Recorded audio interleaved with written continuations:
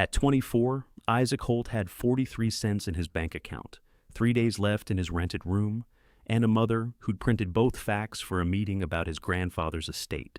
Melissa laid the pages beside her coffee in the dining room of Benjamin Holt's house in Afton. She had arranged them neatly, as if neatness might make the conversation kinder. "You're 2 months behind," she said. "I know, and the landlord wants you out by Friday. I know that too."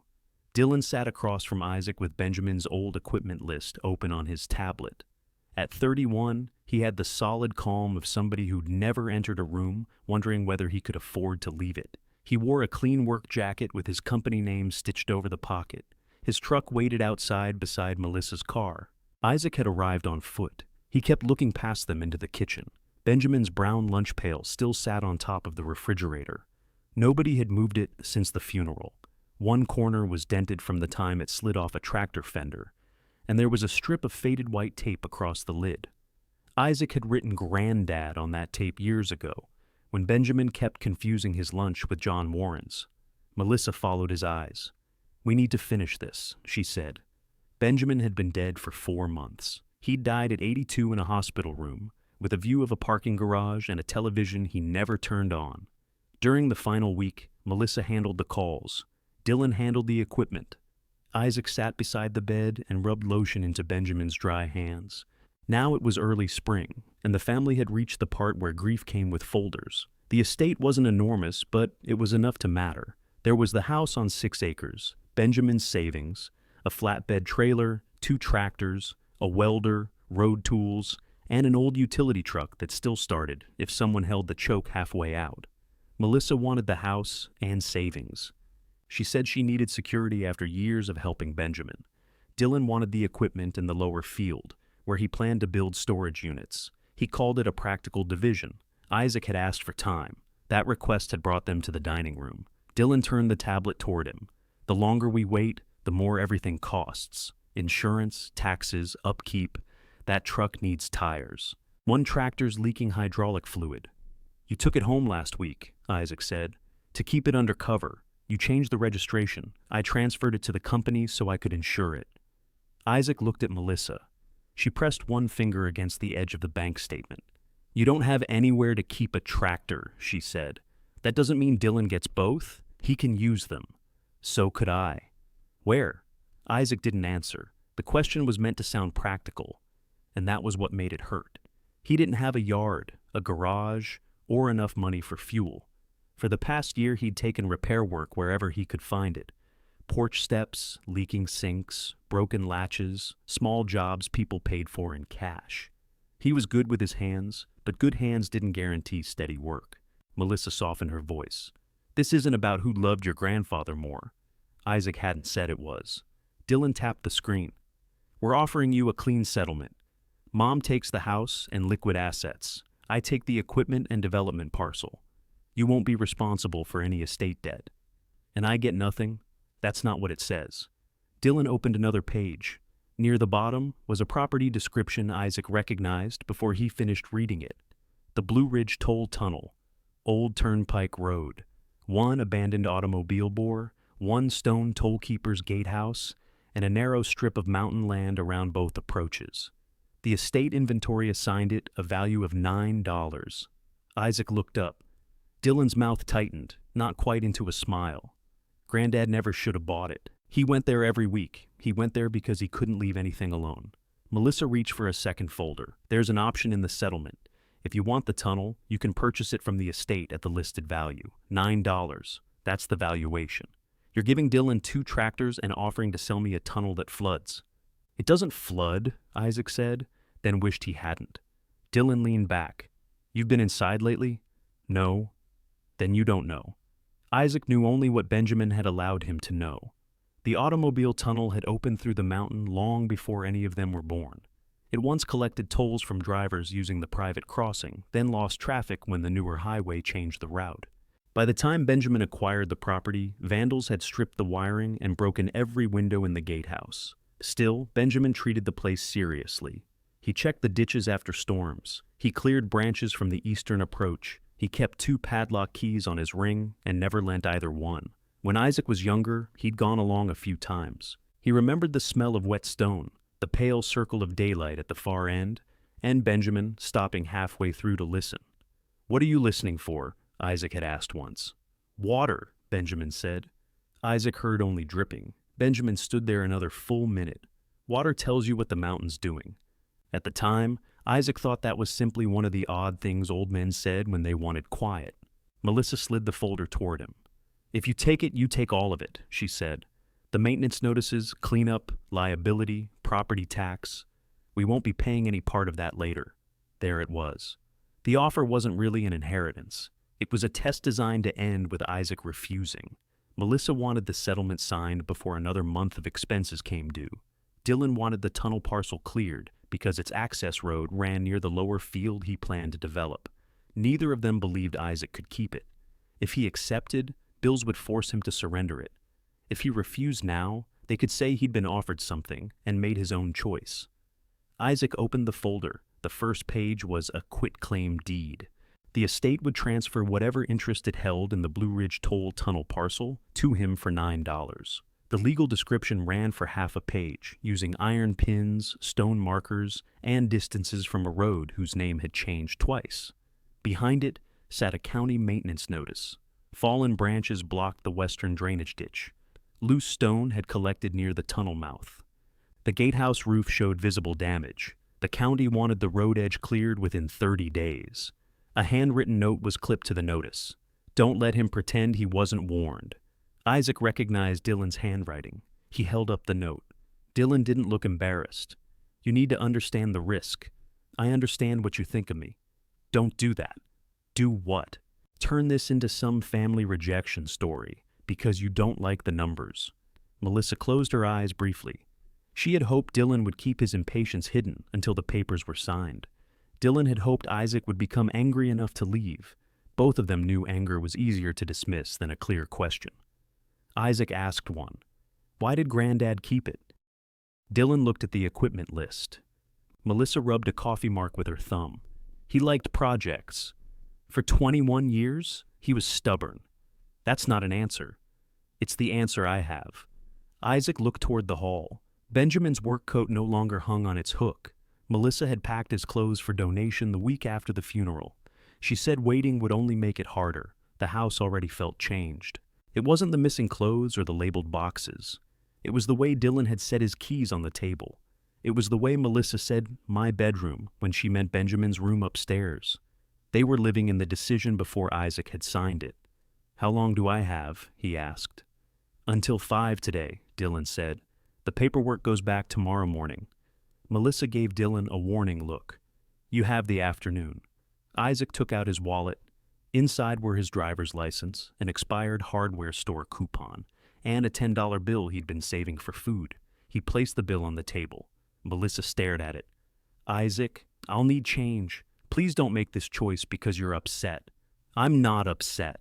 He was, but that wasn't why he'd done it. The reason sat deeper and was harder to explain. Benjamin had cared for the tunnel when nobody else saw a use for it. Now his family was measuring Isaac by the same rule: worthless if inconvenient, disposable if expensive. Dylan gave a short laugh. "You can't buy lunch tomorrow. I'll figure out lunch. You can't maintain a mountain tunnel. Then why are you worried about me owning it?" That ended the laughter. Dylan took the $10 bill. He didn't have change, so Melissa went to the kitchen and returned with 9 coins from a ceramic jar beside the sink. She counted them into Isaac's palm, $1 back. The signing took 17 minutes. Isaac read every page, which irritated Dylan more than a refusal would have. Melissa signed for the estate. Dylan witnessed. Isaac wrote his name beneath the property description and watched the pen shake on the last letter. When it was done, Melissa placed the deed in a large envelope. "You'll need to record this," she said, "and transfer the insurance if anyone will cover it. Is there a key?" Dylan reached into his jacket and put a rusted key ring on the table. 2 brass keys hung from it. One had blue paint on the head. "I found those in Granddad's truck," he said. "How long have you had them?" "A few weeks. You could have given them to me before. You didn't own the place before." Isaac picked up the keys. They were heavier than they looked. Melissa stood when he did. "You can still change your mind before the deed is recorded. Would Dylan give back the equipment? That's separate. Then so is this." She walked him to the front door. Dylan stayed at the table, already checking something on his phone. Outside, the day had turned warmer. Isaac put the envelope under his jacket because the sky over the ridge looked like rain. Melissa stepped onto the porch behind him.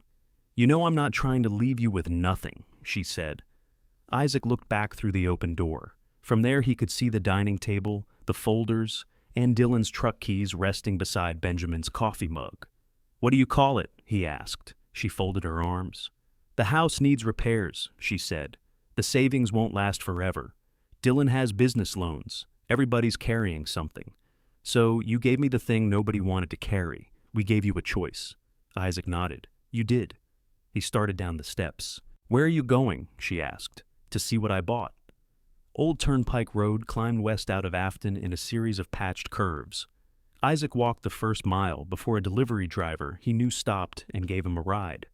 The driver let him out beside a rusted county sign where the pavement narrowed into gravel. The tunnel property lay another half-mile beyond a locked chain. Isaac tried the blue key. It entered the padlock but wouldn't turn. He worked it gently, remembering Benjamin's habit of pressing the shackle down before twisting. The lock opened. It was a small thing, just an old lock giving way. Still, Isaac stood a little straighter when the chain dropped into his hands. He walked the rest of the road beneath bare trees. Water moved in the ditch beside him, brown from last night's rain. The mountain rose ahead, and then the eastern tunnel mouth appeared through the branches. The arched concrete entrance was stained black around the edges. Brush crowded the approach. One wooden barrier had fallen flat, and somebody had dumped a torn sofa beside it. Beyond the entrance, the automobile tunnel ran into darkness. The tollkeeper's gatehouse stood off to the right. It was smaller than Isaac remembered, with stone walls, a sagging porch, and green moss growing along the roofline. One window was boarded. Another had no glass at all.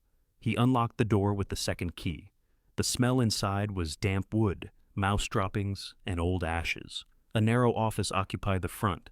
Behind it were two rooms, a rusted sink, and a cast-iron stove with its pipe disconnected.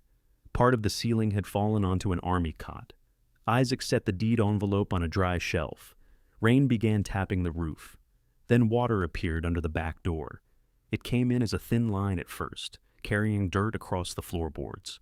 Isaac stepped outside and found the rear gutter hanging loose.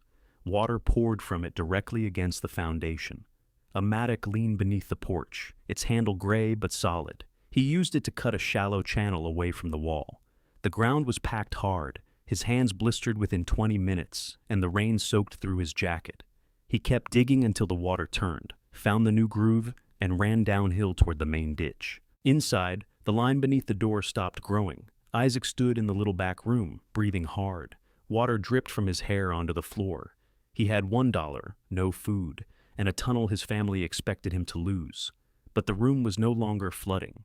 He moved the cot beneath the driest part of the ceiling, swept plaster from its frame, and went back outside to close the gate before dark.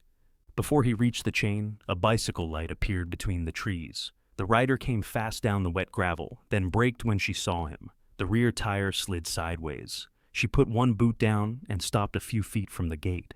Isaac? He recognized Hannah Lane after she removed her helmet. Her dark hair was tied at the back of her neck, and rain shone on the shoulders of her orange jacket. A canvas tool roll was strapped across the bicycle rack. "Hannah, what are you doing up here? I could ask you the same thing. I own it." She looked toward the tunnel, then back at him. "Since when?" "About 3 hours ago." "That sounds like a longer answer." "It cost $9. She waited for him to smile. When he didn't, she leaned the bicycle against the gatepost. "Benjamin said your family would do something stupid with this place." Isaac looked at her. "He said that?" "Not exactly those words." "What words did he use?" "He said, 'When I'm gone, people will notice the dirt before they notice the work.'" That sounded like Benjamin. It also sounded like something he might have said about any neglected place. Hannah stepped around Isaac and studied the gatehouse roof. Water still ran from the loose gutter. She noticed the fresh channel beside the foundation and pressed the wet soil with her boot. "You cut this?" "It was coming under the door." "You sent it toward the ditch." "Good." The approval landed harder than it should have. Isaac pushed the chain through the gate and secured the padlock. "Do you have somewhere to sleep?" Hannah asked. "There's a cot. In there?" "It's mostly dry. Mostly dry isn't a roof condition. It is tonight." She didn't argue. Instead, She opened a small bag beneath the bicycle seat and took out 2 oat bars. I was saving one for the climb home. Isaac accepted one. You don't live up here. My shop's off the trail, near the old depot. I rode up to check the eastern culvert. If that backs up, water crosses the trail. I thought the county handled it. The county handles the sign that says, the county handles it. He ate slowly, trying not to finish before she did. Hannah had started helping Benjamin with maintenance years earlier, but Isaac had never understood how often. He remembered seeing her truck near Old Turnpike Road and assumed she was repairing bicycles for trail riders. Benjamin rarely explained where he was going or who had helped him. How much did you do here? Isaac asked. Depends what year you mean. Clearing drains, replacing gate boards, hauling trash. Your grandfather paid badly, complained well, and always brought enough coffee. Why didn't I know? You weren't here much. The answer was ordinary, without accusation. That made it difficult to defend against. I worked for Dylan. I know. He paid me. Sometimes. Isaac folded the empty wrapper twice. Hannah looked toward the gatehouse. Show me the roof. They went back inside. She used the flashlight on her phone to inspect the ceiling, then climbed onto the cot and pushed gently against the stained plaster. This section's wet, she said. The porch side looks older. The back corner is recent. You can tell that by touching it? I can tell because water's running down my sleeve. She climbed down. The stovepipe had separated where it entered the wall. Hannah checked the iron stove, opened the little door, and scraped the ash with a bent poker. Benjamin used this 2 winters ago. You're sure? I was here. We came up after an ice storm. Isaac looked at the room again. The dirt and fallen plaster had made it seem abandoned for years. Yet the ash was dry beneath its gray surface, and a stack of split wood stood behind a broken chair. Why was he here during an ice storm? To check the drains. That doesn't make sense. It did to him. She found the loose stovepipe collar on the floor beneath a cabinet. Isaac held the flashlight while she fitted it back into place. 1 screw was missing. He removed a similar screw from a warped shelf and used it to secure the collar. Hannah watched him tighten it. You always were good at making the wrong part fit, she said. Granddad taught me. Yes, he did. They opened the stove damper and checked the chimney with a piece of burning wrapper. The smoke pulled upward. Isaac carried in dry wood from the stack and built a small fire. Warmth moved slowly into the room. It wasn't enough to make the gatehouse comfortable, but it changed the smell. Damp wood gave way to smoke and old iron. The orange light reached the stone wall behind the cot. Hannah took off her wet jacket. Your grandfather kept a water shutoff uphill, she said. If the pipe hasn't split, you might get the sink working. You know where it is? About 20 yards behind the building. They found the valve beneath a round metal cover hidden by wet leaves. Isaac cleared it with his fingers. The handle resisted, then turned with a sharp squeal. Inside, the sink faucet coughed air and released a stream of brown water. They let it run. The water cleared after several minutes, cold enough to hurt Isaac's hands. Hannah filled an old glass jar, held it toward the flashlight, and frowned. Don't drink it until it's tested. I wasn't planning to. You were absolutely planning to. He smiled despite himself. She rinsed mud from the sink. Isaac wiped the counter with an old towel.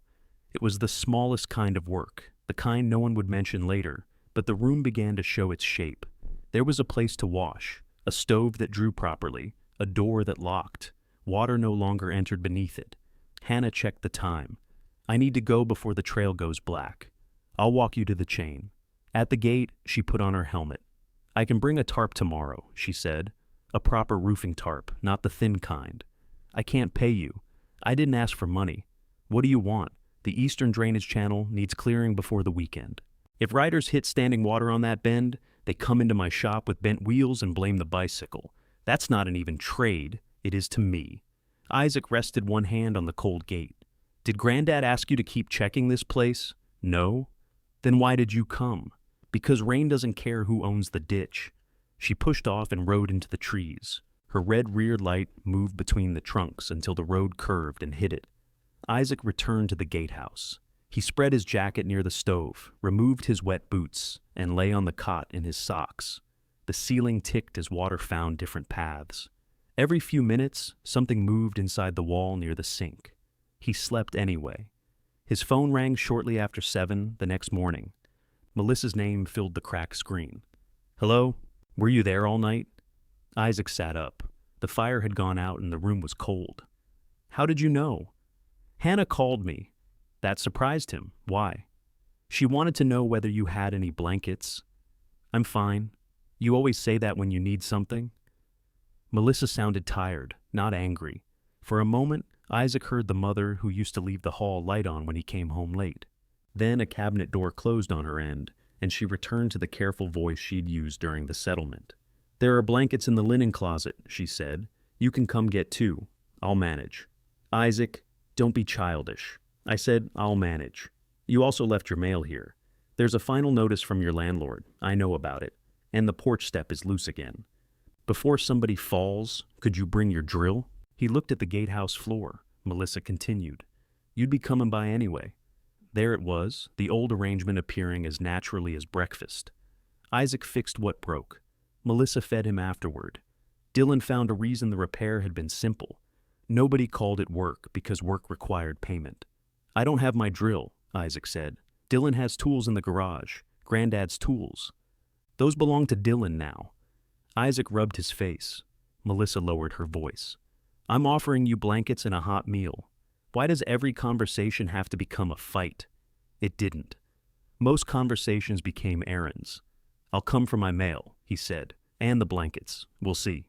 He walked back toward town after checking the rear channel. The rain had stopped. Mist hung among the trees, and the ditch water moved quickly beside the road. At Benjamin's house, Melissa had left the front door unlocked. Isaac found her in the kitchen, wearing rubber gloves. Boxes covered the counters. I'm sorting dishes, she said. Your grandfather had 6 coffee makers. He repaired them for people. Well, none of them have names. She pointed toward a plate on the table. 2 eggs, toast, and 3 strips of bacon waited beneath a bowl turned upside down to keep them warm. Isaac ate. Melissa packed dishes while he did. Neither mentioned the settlement. When he finished, she placed his mail beside the plate and nodded toward the hall. The blankets are upstairs. He went to the linen closet and took 2 from the back. On his way down, he passed Benjamin's bedroom. The door stood open. The bed had been stripped. Dylan had stacked equipment manuals on the floor. Benjamin's wooden tool chest was missing from beneath the window. Isaac returned to the kitchen. Where's the tool chest? Dylan took it. He said he only took the garage tools. Melissa removed a chipped saucer from a box. The chest was listed with the equipment. Granddad kept his personal things in there. Tools are personal things now? You know what I mean. No, Isaac, I don't. Every object in this house can't become a test of whether I love my father properly. He set the blankets on a chair. I didn't say that. You don't have to. The porch step shifted under Dylan's boot outside.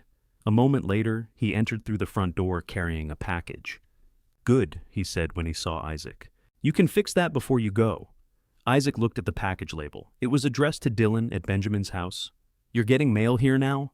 It's closer to the development site. You mean your field?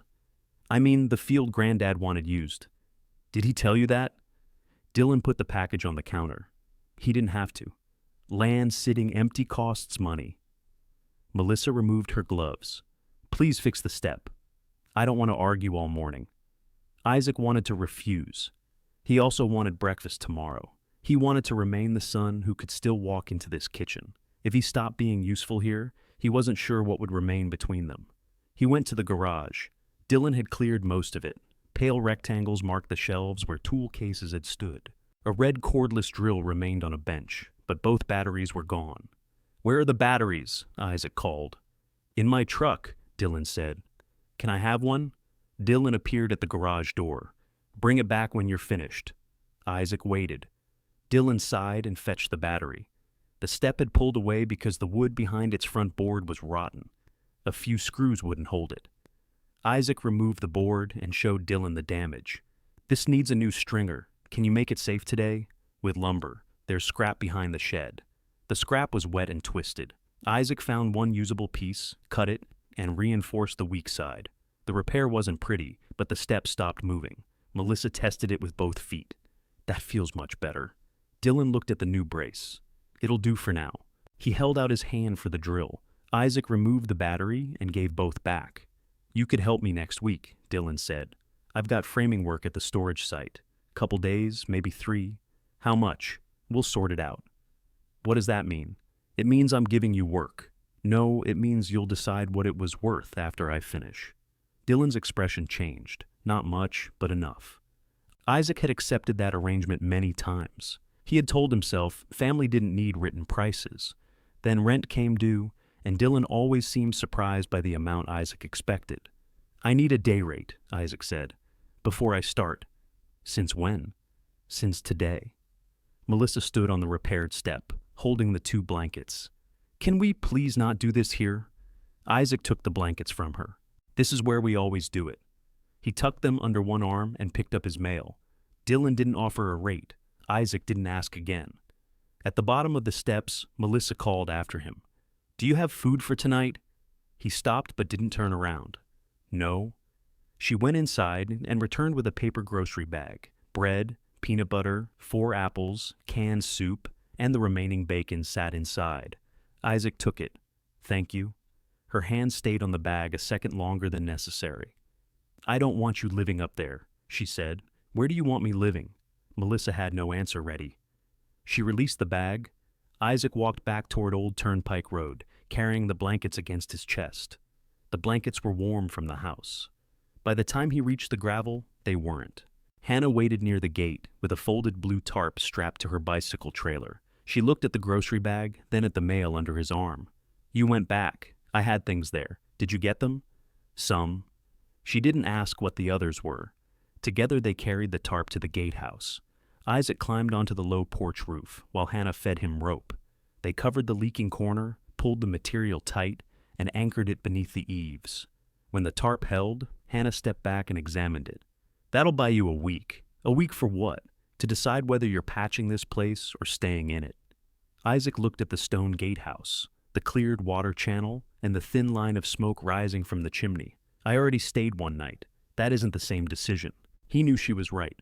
Isaac placed the grocery bag inside, carried the mattock down toward the eastern drainage channel, and began clearing the first load of wet leaves before anyone could decide what his work was worth. The first load filled the wheelbarrow before he reached the bend. Wet leaves had packed themselves around branches and plastic bottles until the channel looked like solid ground. Isaac pushed the mattock beneath the mass and pulled. Black water rose around his boots. Hannah worked farther downhill with a rake. She had opened her bicycle shop late so she could help him, which meant lost repair time. She didn't mention that until Isaac asked. How many bikes are waiting? 5? You should go. 1 needs a brake cable, 2 need tires.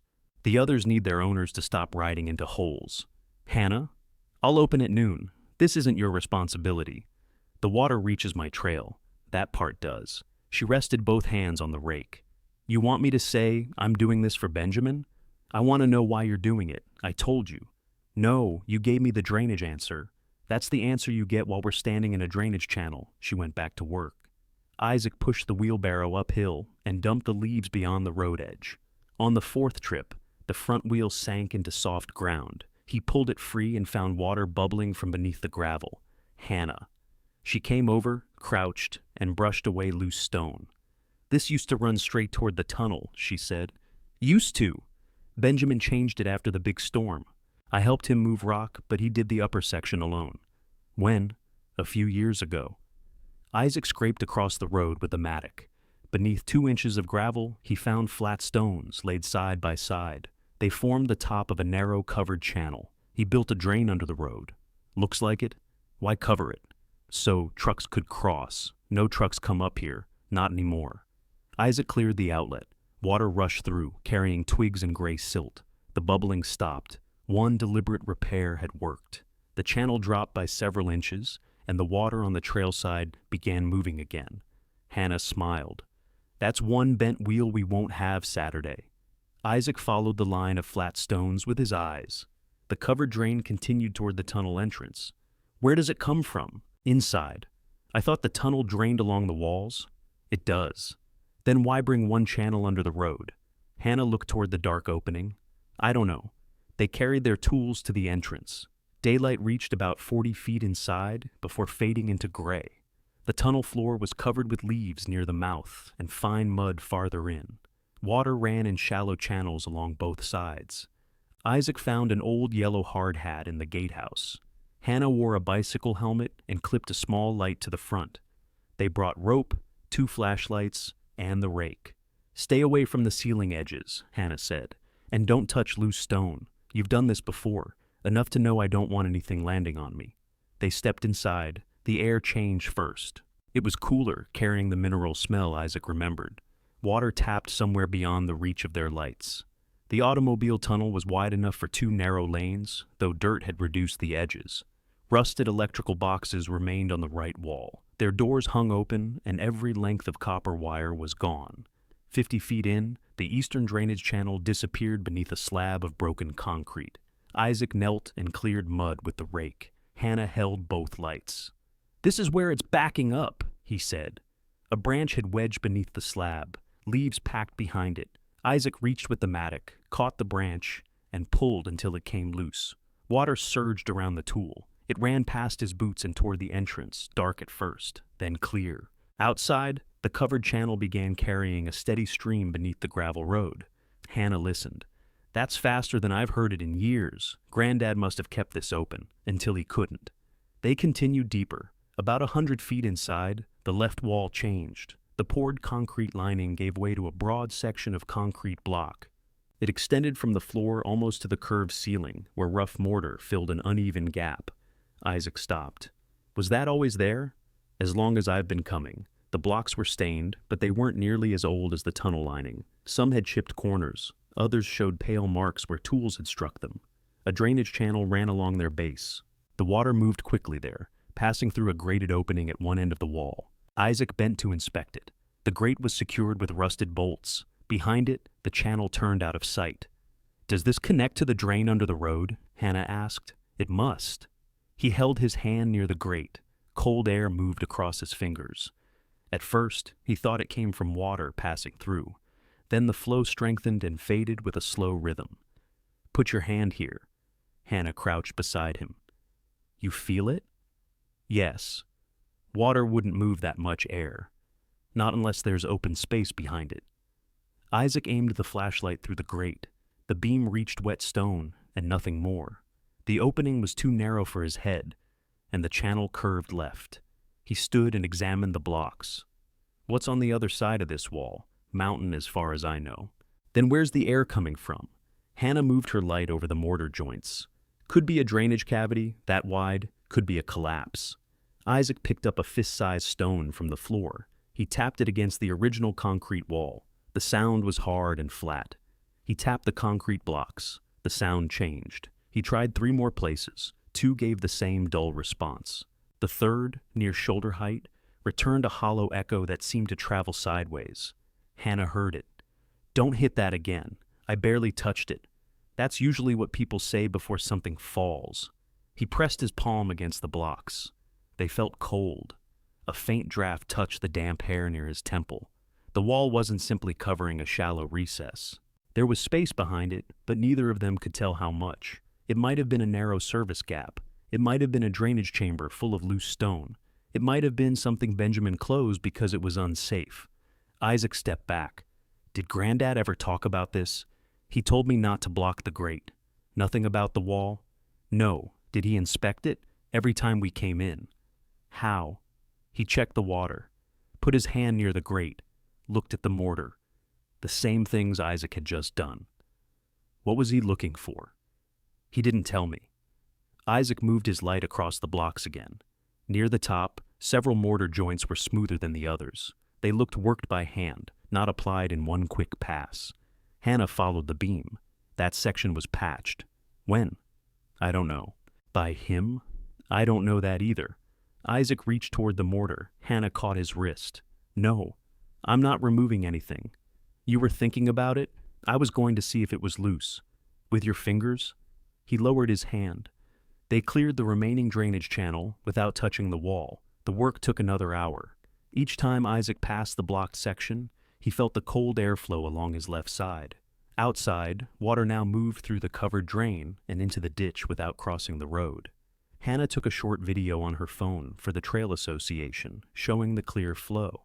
That should keep them from sending a crew bill, she said. What crew bill? If the county decides your drainage is damaging the public edge, they can hire someone and charge the owner. The notice didn't say that. The next one will? Isaac looked back at the tunnel. Owning the place had already changed the meaning of every blocked drain. Yesterday it was neglect. Today, it was his neglect. How soon do they inspect? Usually after the deadline. 29 days. Then we used one well.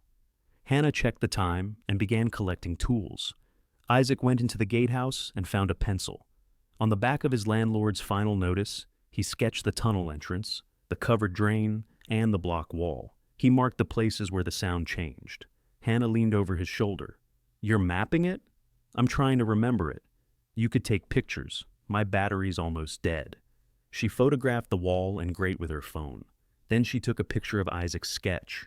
"If your phone quits, I have it. Thanks." They walked to the gate together. Hannah loaded the rake onto her trailer. "I have to open the shop. I'll finish the western ditch. Don't go back inside alone. I won't." She gave him a look. "I won't touch the wall," he said. "That wasn't the sentence I used." After she left, Isaac returned to the gatehouse and connected his phone charger to a dead outlet. Nothing happened. He tried every receptacle. The building had no power. He put the phone on low battery mode and called Dylan. Dylan answered on the 6th ring. Machinery rumbled behind him. "What?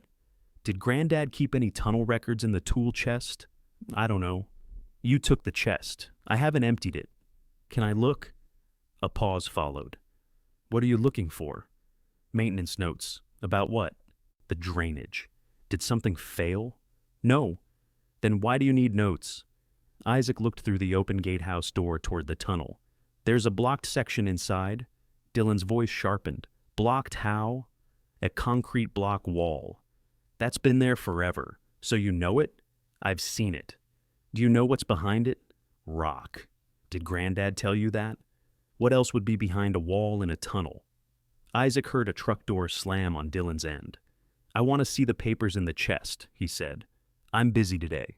Tomorrow." "I said I haven't gone through it. I'll go through it with you." "No, I'll call if I find anything." That meant Dylan wanted time to look first. "Don't throw anything away." "They're my tools, Isaac." "I'm asking about papers." And I said I'll look. The call ended. Isaac stood with the phone in his hand. Before that conversation, the wall had been a maintenance question. Now it was also something Dylan wanted kept ordinary. That didn't prove Dylan knew more. He often disliked questions simply because Isaac was asking them. Isaac called Melissa next. "Do you remember Granddad talking about a wall inside the tunnel?" "A wall? Concrete blocks on the left side?" "I've only been inside that tunnel twice." "Did he ever say he sealed part of it?" "No." "Did he keep papers here?" "He kept papers everywhere." "Dylan has the tool chest." "Yes, because it was part of the equipment. I need to check it. Then ask your brother." "I did." Melissa went quiet. Isaac waited. "What exactly did you find?" she asked. "Air moving through a drain grate. The blocks sound hollow in one section." "Don't start breaking walls." "I'm not. I mean it. If that tunnel collapses, I can't help you." He almost said she had already made sure of that. Instead, he asked, "Was Granddad afraid of it?" "Your grandfather wasn't afraid of enough things." "That's not what I asked." "I don't know, Isaac. He worried about water. He worried about people dumping trash. He worried about the gate. That place gave him something to worry about after he retired." She sounded sincere. Whatever Benjamin had kept from Isaac, he had kept from her too. "Do you have John Warren's number?" Isaac asked. "Somewhere." "Why?" "He worked roads with Granddad. John encouraged him." "Encouraged what?" "All of it. Buying old machines, saving bent signs, spending money on that tunnel. Can you send me the number?" Melissa sighed. "I'll look." She sent it 10 minutes later. Isaac waited until his phone showed 6% before calling. John answered immediately. "Warren, John, it's Isaac Holt." The silence on the line changed. "You all right?" "I bought Granddad's tunnel," John breathed out through his nose.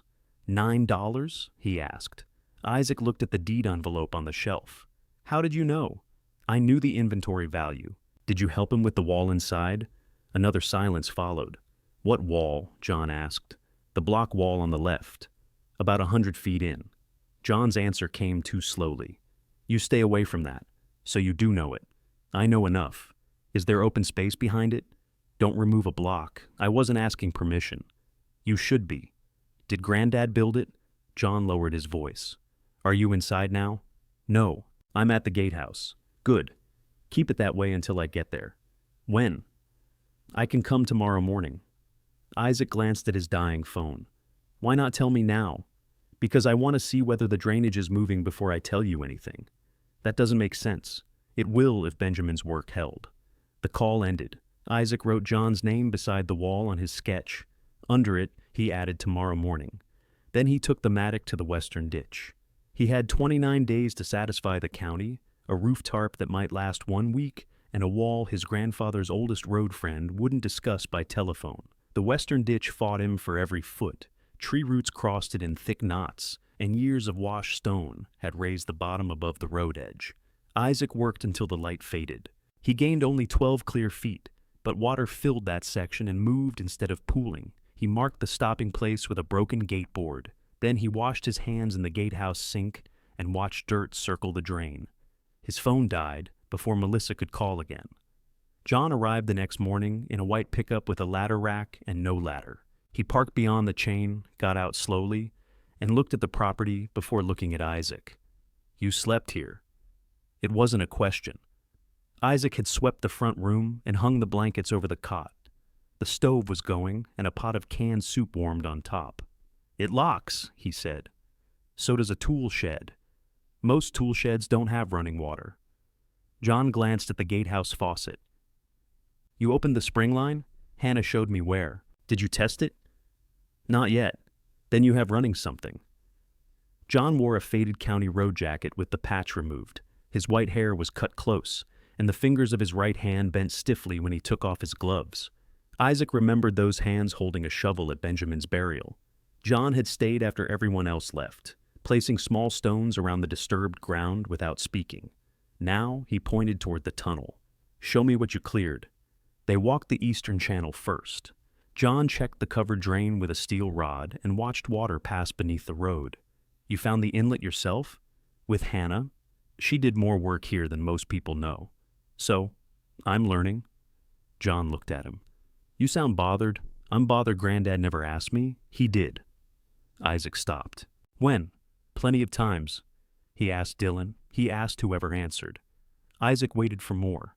John pushed the steel rod into the ditch. Benjamin called you one Saturday when we were clearing the west approach. You were setting doors at one of Dylan's jobs. That was paid work, was it? Eventually, John pulled the rod free. Mud coated the bottom foot. He called another time when the gatehouse window blew in, John said. You were fixing your mother's washing machine. She needed it. I didn't say she didn't. The words followed Isaac into the tunnel. John moved carefully, testing the floor before each step. At the cleared inlet, he crouched and held his palm above the water. Then he looked along the channel toward the block wall. How long was this clogged? I don't know. Waterline says at least 1 season. Did Granddad usually clear it? He checked it. That's not the same. It was when his knees still worked. They reached the wall. John turned off his flashlight for a moment and listened in the dark. Isaac could hear the steady run of water and a faint movement of air near the grate. John turned the light back on. You hit the blocks? With a small stone. Hannah let you? She told me not to do it again. Listen to her. John examined the mortar without touching it. His light followed the smoother joints near the top, then traveled down to the blocks beside the grate. Granddad did that patch, didn't he? Isaac asked. Yes. The answer came plainly. What about the rest? John stepped closer. Benjamin laid this wall. All of it? What you can see? When? A long time ago. Why? John pressed his lips together. You said you'd tell me if the drainage held. I said I'd tell you something. That isn't the same promise. No, it isn't. Isaac stood between John and the tunnel entrance. John could have walked around him, but he didn't. Your grandfather sealed an unsafe area, he said. What kind of area? One he didn't want people entering. Was it a room? No. A cave? I didn't say that. Then what did you seal? John looked at the blocks. I helped carry mortar and move stone. Benjamin made the decision. Were you on the other side? Yes. What's there? Dark, wet ground, loose rock, and enough bad judgment to get a man killed. It sounded rehearsed, which told Isaac less than the words themselves. Is there open space? There was. How much? I won't help you imagine it. Why did Granddad keep checking airflow? to know whether conditions changed. Did they? Not much. For how long? John looked at him then. Years. That was the first answer that felt solid. The wall wasn't a forgotten repair. Benjamin had built it, patched it, and continued checking it. He had protected something behind it or protected people from it. Either way, he hadn't abandoned the tunnel. Isaac touched the cold block with his fingertips. Could it be opened safely? Not by you with a hammer. I asked if it could be opened. Anything can be opened. That doesn't mean it should be. John pointed toward the entrance. Let's see the gatehouse. They stepped back into daylight. John inspected the porch posts, the roof line, and the rear foundation. He pushed the steel rod into the soft ground beside Isaac's new channel.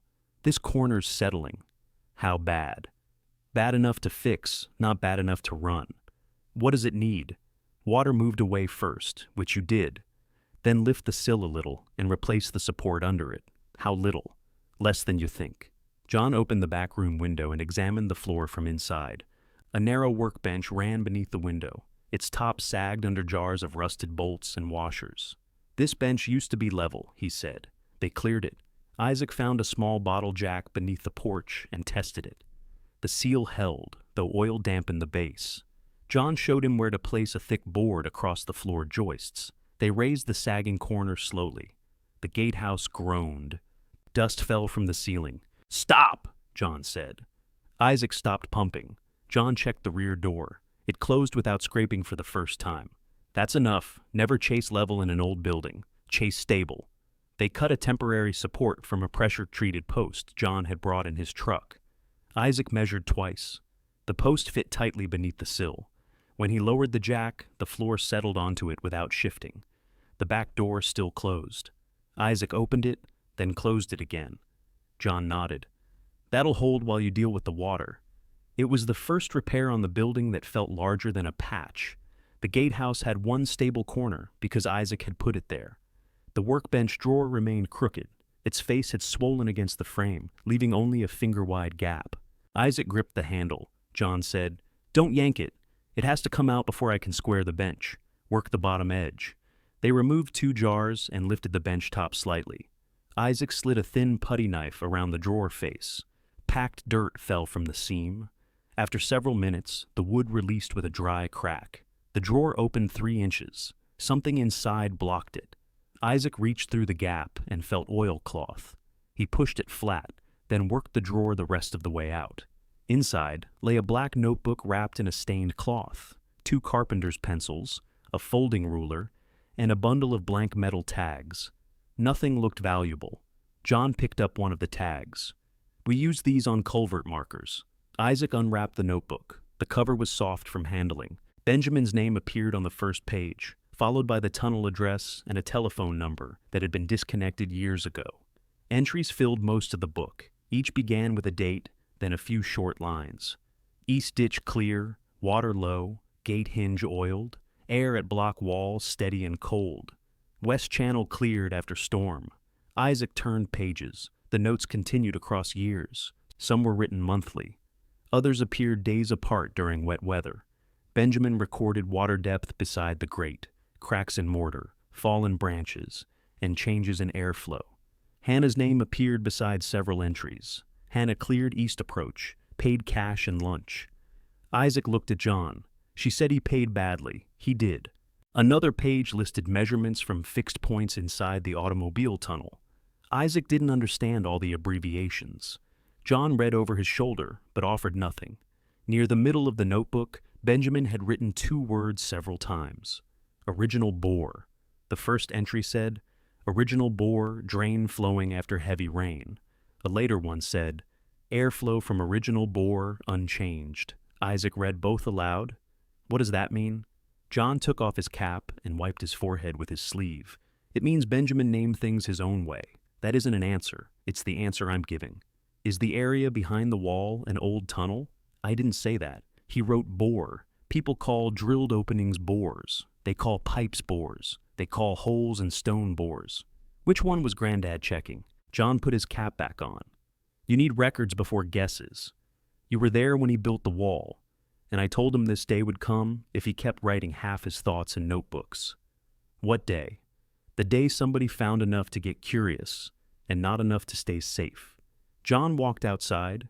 Isaac followed with the ledger in his hand. Where would the records be? The county might have an old parcel map. Might? Those roads changed hands. Records moved between offices. Some were lost. Would it show this original bore? If the phrase means what you think it means, you know what it means. John faced him beside the porch. I know what was there years ago. I don't know what's there now.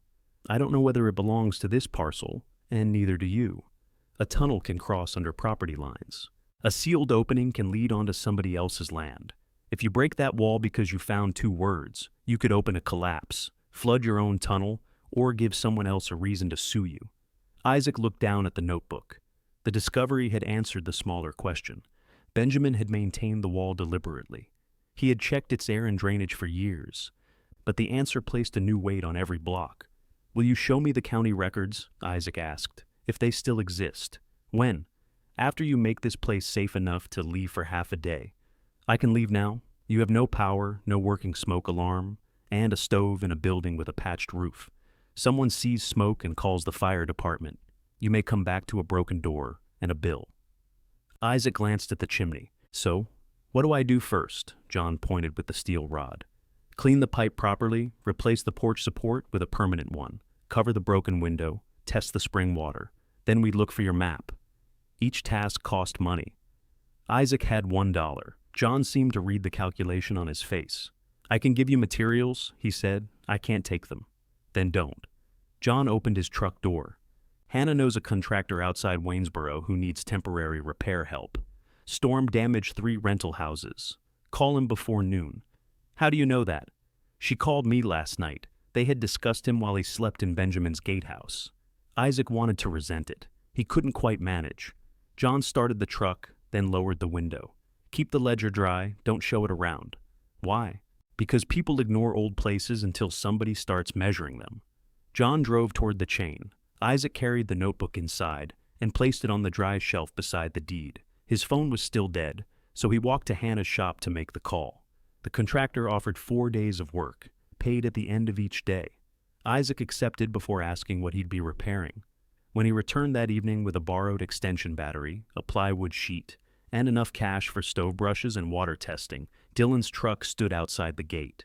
A second vehicle was parked beside it, a silver sport utility vehicle Isaac didn't recognize.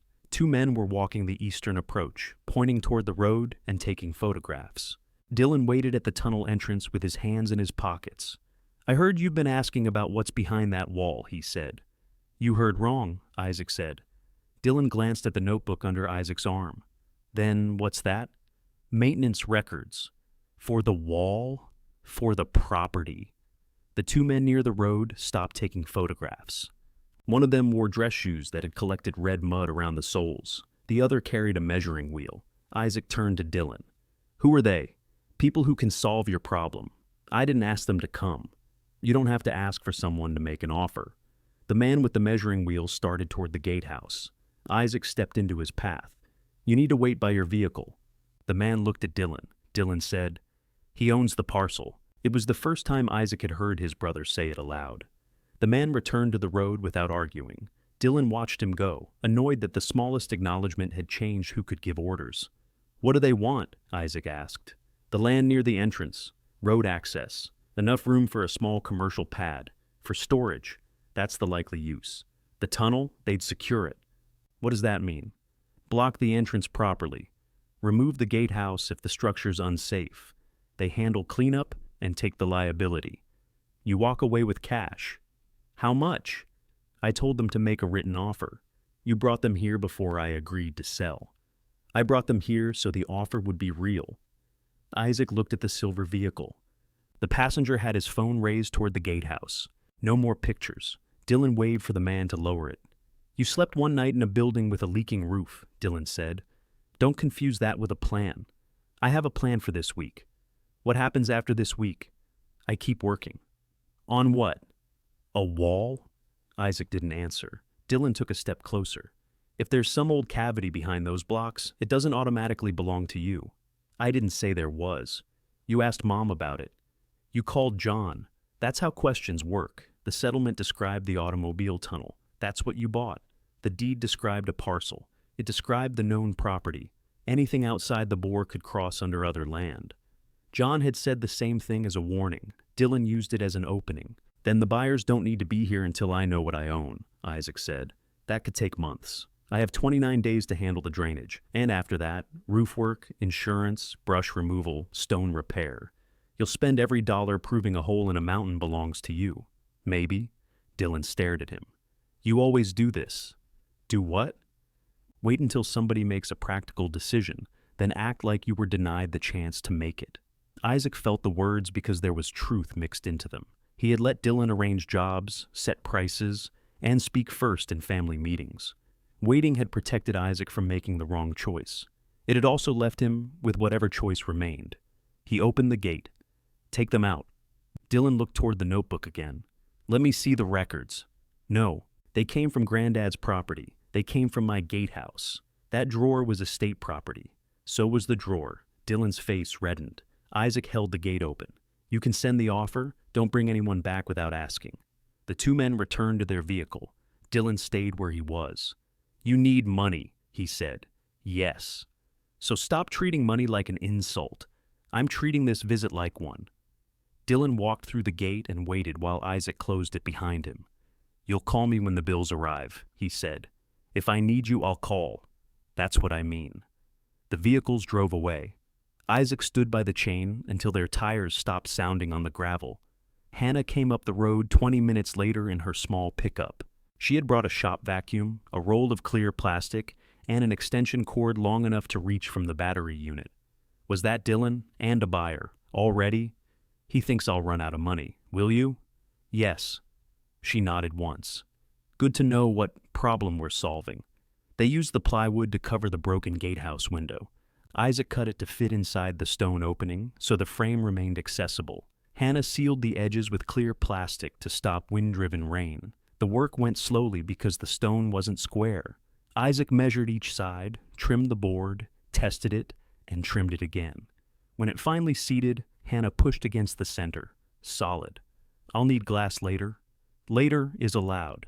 They cleaned the stovepipe next. Soot fell into the firebox in thick flakes. Hannah held the vacuum near each joint while Isaac brushed from the roof. By mid-afternoon, the pipe drew cleanly and the gatehouse no longer smelled of cold smoke.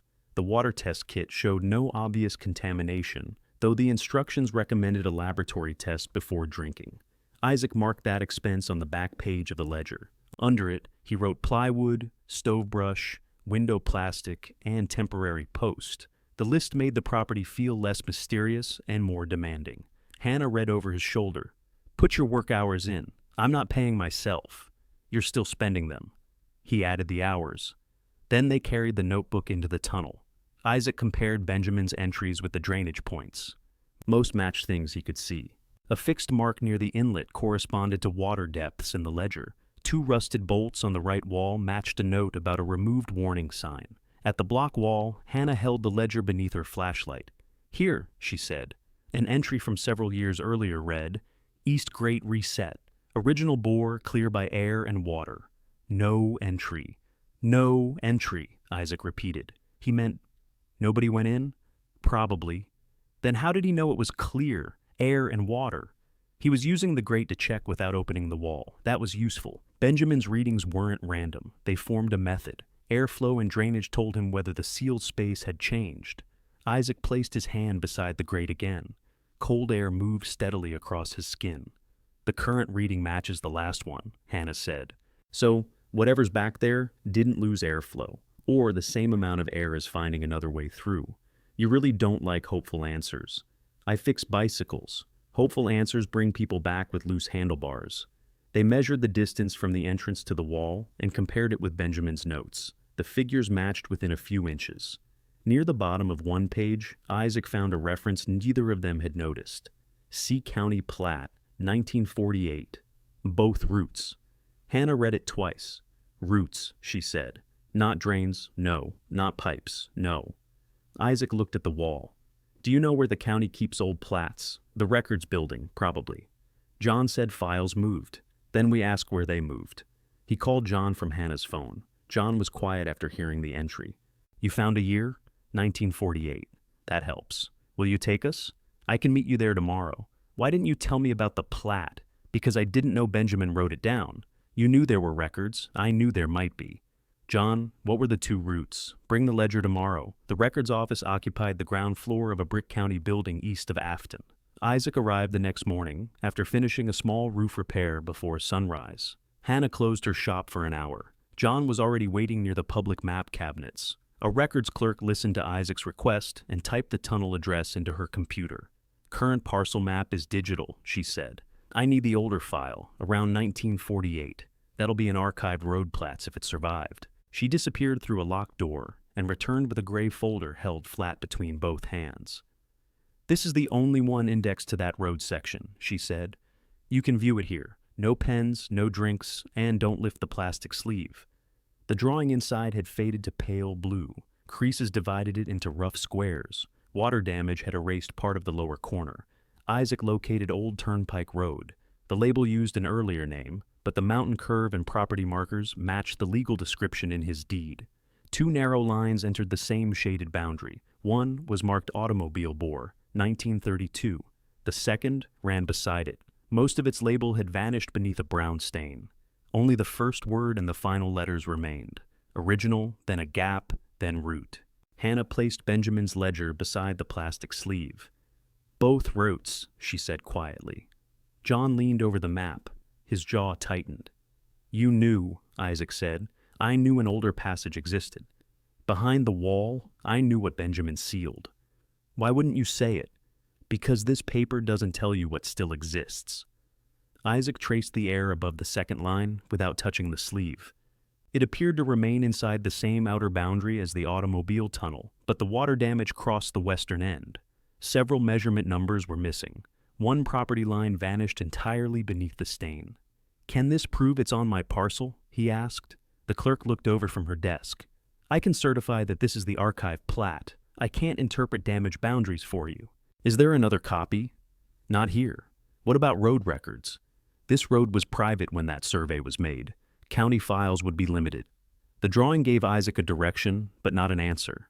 There had been two routes in the same surveyed area. One aligned with the wall. The surviving lines suggested both lay inside the old parcel, but suggestion wasn't ownership. And an old line didn't prove a passage remained open behind concrete blocks. Can I get a copy? Isaac asked. The clerk scanned the plat through its sleeve. The copy cost $6. Isaac paid from the cash he had earned repairing storm damage. Outside, John waited beside the parking lot while Isaac and Hannah studied the print. You'll need somebody qualified to compare this with the site, John said. A surveyor? Eventually. First you need to know whether there's anything safe to measure. I have to open the wall. No. First you have to make opening it possible. What's the difference? Shoring, drainage control, an engineer, and enough money to stop if the wall is holding back loose stone. Isaac folded the copy along the existing crease lines. Hannah pointed to the parcel number printed near the damaged edge. Dylan can request this too. He already thinks anything beyond the automobile tunnel isn't mine. Now he'll know there really was something beyond it. John looked toward the records building. Public requests are logged. As they walked to the parking lot, the clerk came through the front door. Mr. Holt, she called. Isaac turned. Your brother phoned while I was scanning the plat. He asked for the same archived file. Dylan had noticed the result before Isaac had even carried it home. Isaac didn't answer her. He looked at Hannah, then John. Neither seemed surprised. Did he ask what I found? Isaac said. The clerk nodded. He asked whether the old route was shown inside the current parcel. I told him I couldn't interpret it. Did he request a copy? He said he was coming in. They left before Dylan arrived. John drove back to Afton alone. Hannah gave Isaac a ride to Old Turnpike Road. The plat lay between them on the truck seat, folded inside a clear document sleeve she'd bought at a pharmacy. You need a lockbox, she said. I need electricity. You need both. Isaac's phone rang as they reached the chain. He expected Dylan. The number belonged to his landlord. The landlord didn't raise his voice. That made the call worse. I gave you until Friday, he said. It's Thursday. I need the room cleared tomorrow morning. New renters coming to see it. I can move tonight. And the rent? Isaac looked at the money in his wallet. 4 days of storm repairs had given him enough to buy materials, pay for the record copy, and eat carefully for another week. It wasn't enough to cover everything he owed. I can give you part. I need all of it, I know. If your things are still there at 10, I'm putting them outside. Isaac promised they wouldn't be. Hannah waited until he hung up. How much stuff? Not much. That usually means too much to carry. The room sat over a detached garage behind a house near the edge of town. Isaac had rented it for 14 months. The ceiling sloped above the bed, and the shower took 10 minutes to become warm. Still, the room had been the first place where he could close a door without hearing Melissa and Dylan arguing in the next room. Now, cardboard boxes stood on the landing. The landlord had packed the kitchen items himself. "You said tomorrow," Isaac said. "I'm helping." The man held out his hand for the key. Isaac paid him everything except $40. The landlord counted the cash and wrote the remaining balance on the back of an envelope. "I'll give you 2 weeks on this. Thank you. You working? Repair jobs? Then you'll catch up." Isaac signed the envelope. Hannah carried his clothes downstairs while he stripped the bed. Everything filled the pickup bed more quickly than expected. A mattress, 2 plastic drawers, 3 boxes, a folding table, work clothes, a radio, and the tools Dylan hadn't supplied. At the bottom of the closet, Isaac found an old framed photograph of Benjamin, standing beside the toll gatehouse. Isaac was next to him, younger and thinner, holding a paintbrush. Blue paint covered both their hands. He had forgotten the day. Benjamin had asked him to paint the gate. Isaac stayed until lunch, then left when Dylan offered cash to help pour a driveway. Benjamin finished alone. Isaac placed the photograph face down in the cab. Melissa called while they tied the mattress. "Dylan says you found an old map, a damaged plat. He thinks you're hiding something. I found it this morning." "Then why didn't you tell us?" "Because I was busy finding it." She paused. "What does it show?" "2 lines through the mountain." "What lines?" "One is the automobile tunnel. The other is labeled as an original route." "And that's behind the wall?" "I don't know. John knows. John won't say enough." Melissa exhaled. "Dylan is worried you'll damage something and create a claim against the estate. The estate quit-claimed the parcel. I understand that. He's worried somebody will say we transferred something we didn't have the right to transfer." That was Dylan's fear dressed in Melissa's voice. He wanted control. She wanted protection from any result. "I have to move my things," Isaac said. "From where?" "My room." "Why didn't you tell me?" "You knew about the notice. I didn't know it was today." "It's tomorrow." He packed early. She went quiet again. "You can put the boxes in Dad's garage," she said. "Benjamin was your father. He was my grandfather. I know who he was, Isaac. I'm upset." The mistake told him how quickly she had returned to thinking of the house as hers. Dylan cleared the garage. She continued. "There's room along one wall. Can I stay in the house?" "That isn't what I said." "No, just until you arrange something." "I arrange something. I own a gatehouse. You cannot make that your home to prove a point. It's the only place I have." Melissa lowered her voice. "Come for dinner. We'll talk." Talking at Benjamin's table meant accepting whatever help came with new instructions. "I have to unload before rain," he said. "Bring the boxes here." "No." "Why do you make help so difficult?" "Because it never stays help." He ended the call before she could answer. The cost of the sentence reached him immediately. Melissa had brought him food. She had offered storage. She would tell herself he refused because he wanted to punish her, and part of him worried she was right. Hannah tightened the final rope. "You ready?" "No." "Good enough." They drove to the tunnel. The mattress fit against the gatehouse's driest interior wall. The folding table became a kitchen counter. Isaac placed his clothes in the front office and stacked his tools beside the stove. The room looked smaller with his life inside it. Hannah set the framed photograph on the workbench.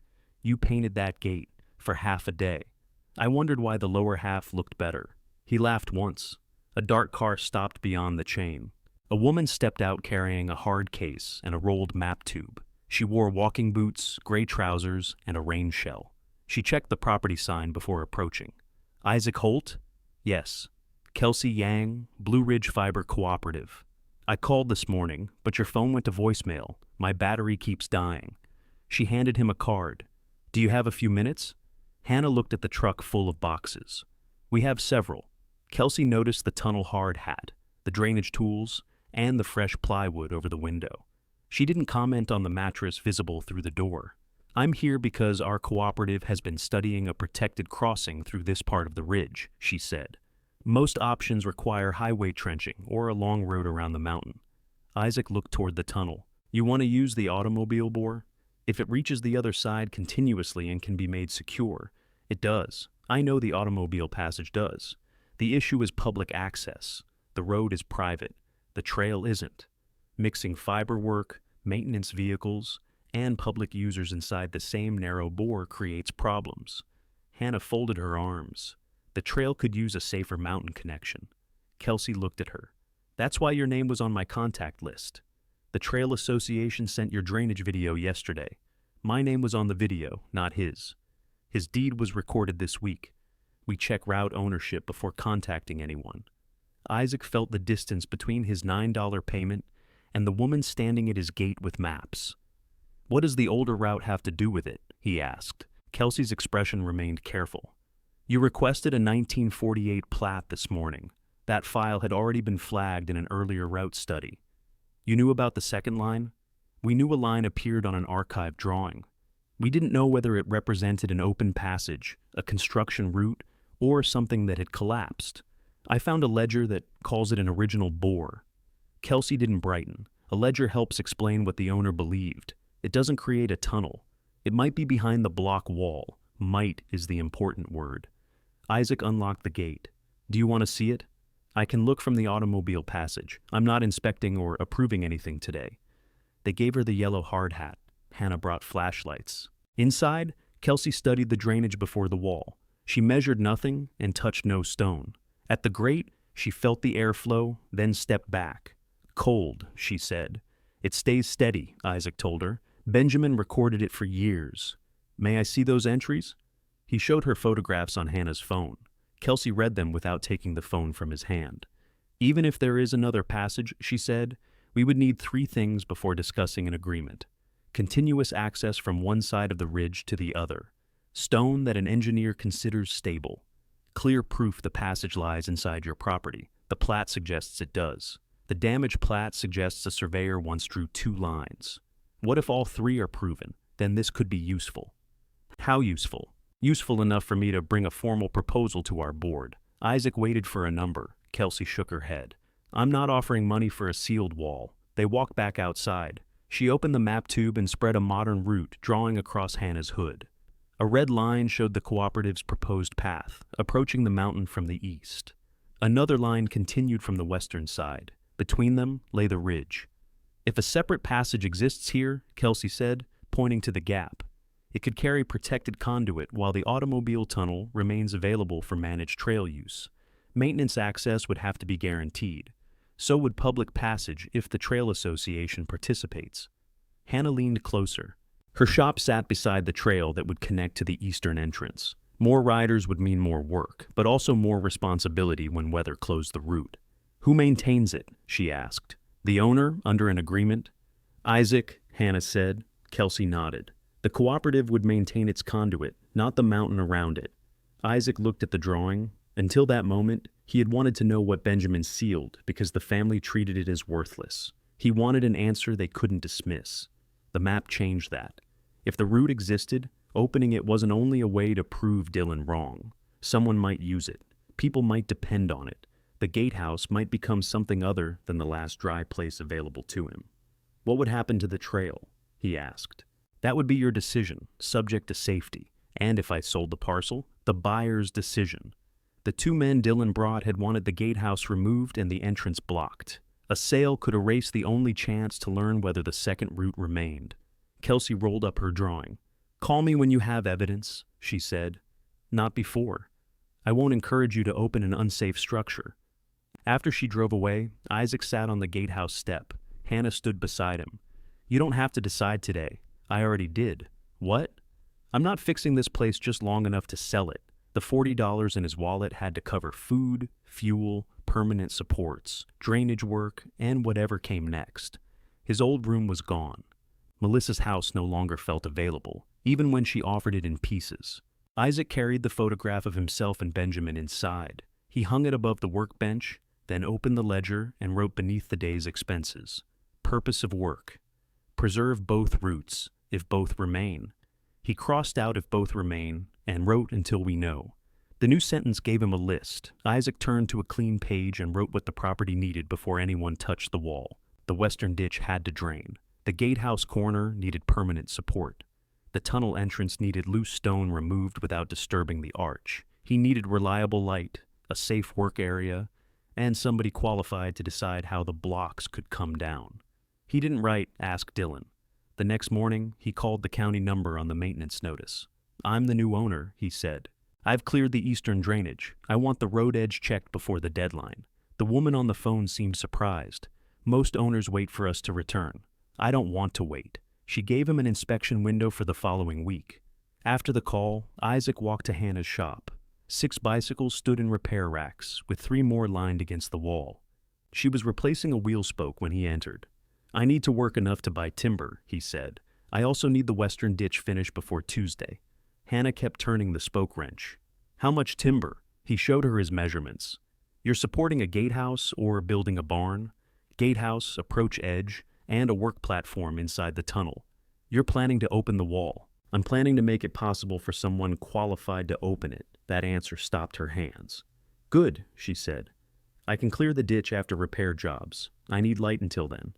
She pointed toward 2 rechargeable work lamps beneath the counter. "Take those." "What do you need?" 3 bicycles delivered by Friday. Owners live uphill, and I can't close early again. I'll do the deliveries. They're electric bikes. Heavy ones. I've carried heavier, not up that road. They agreed anyway.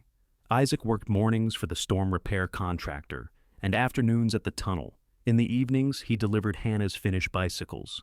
The hills took longer than expected. On the second delivery, the rear wheel slipped off the narrow loading ramp and struck his shin. He finished with blood soaking into his sock. Hannah cleaned the cut when he returned. "You need stitches?" "No."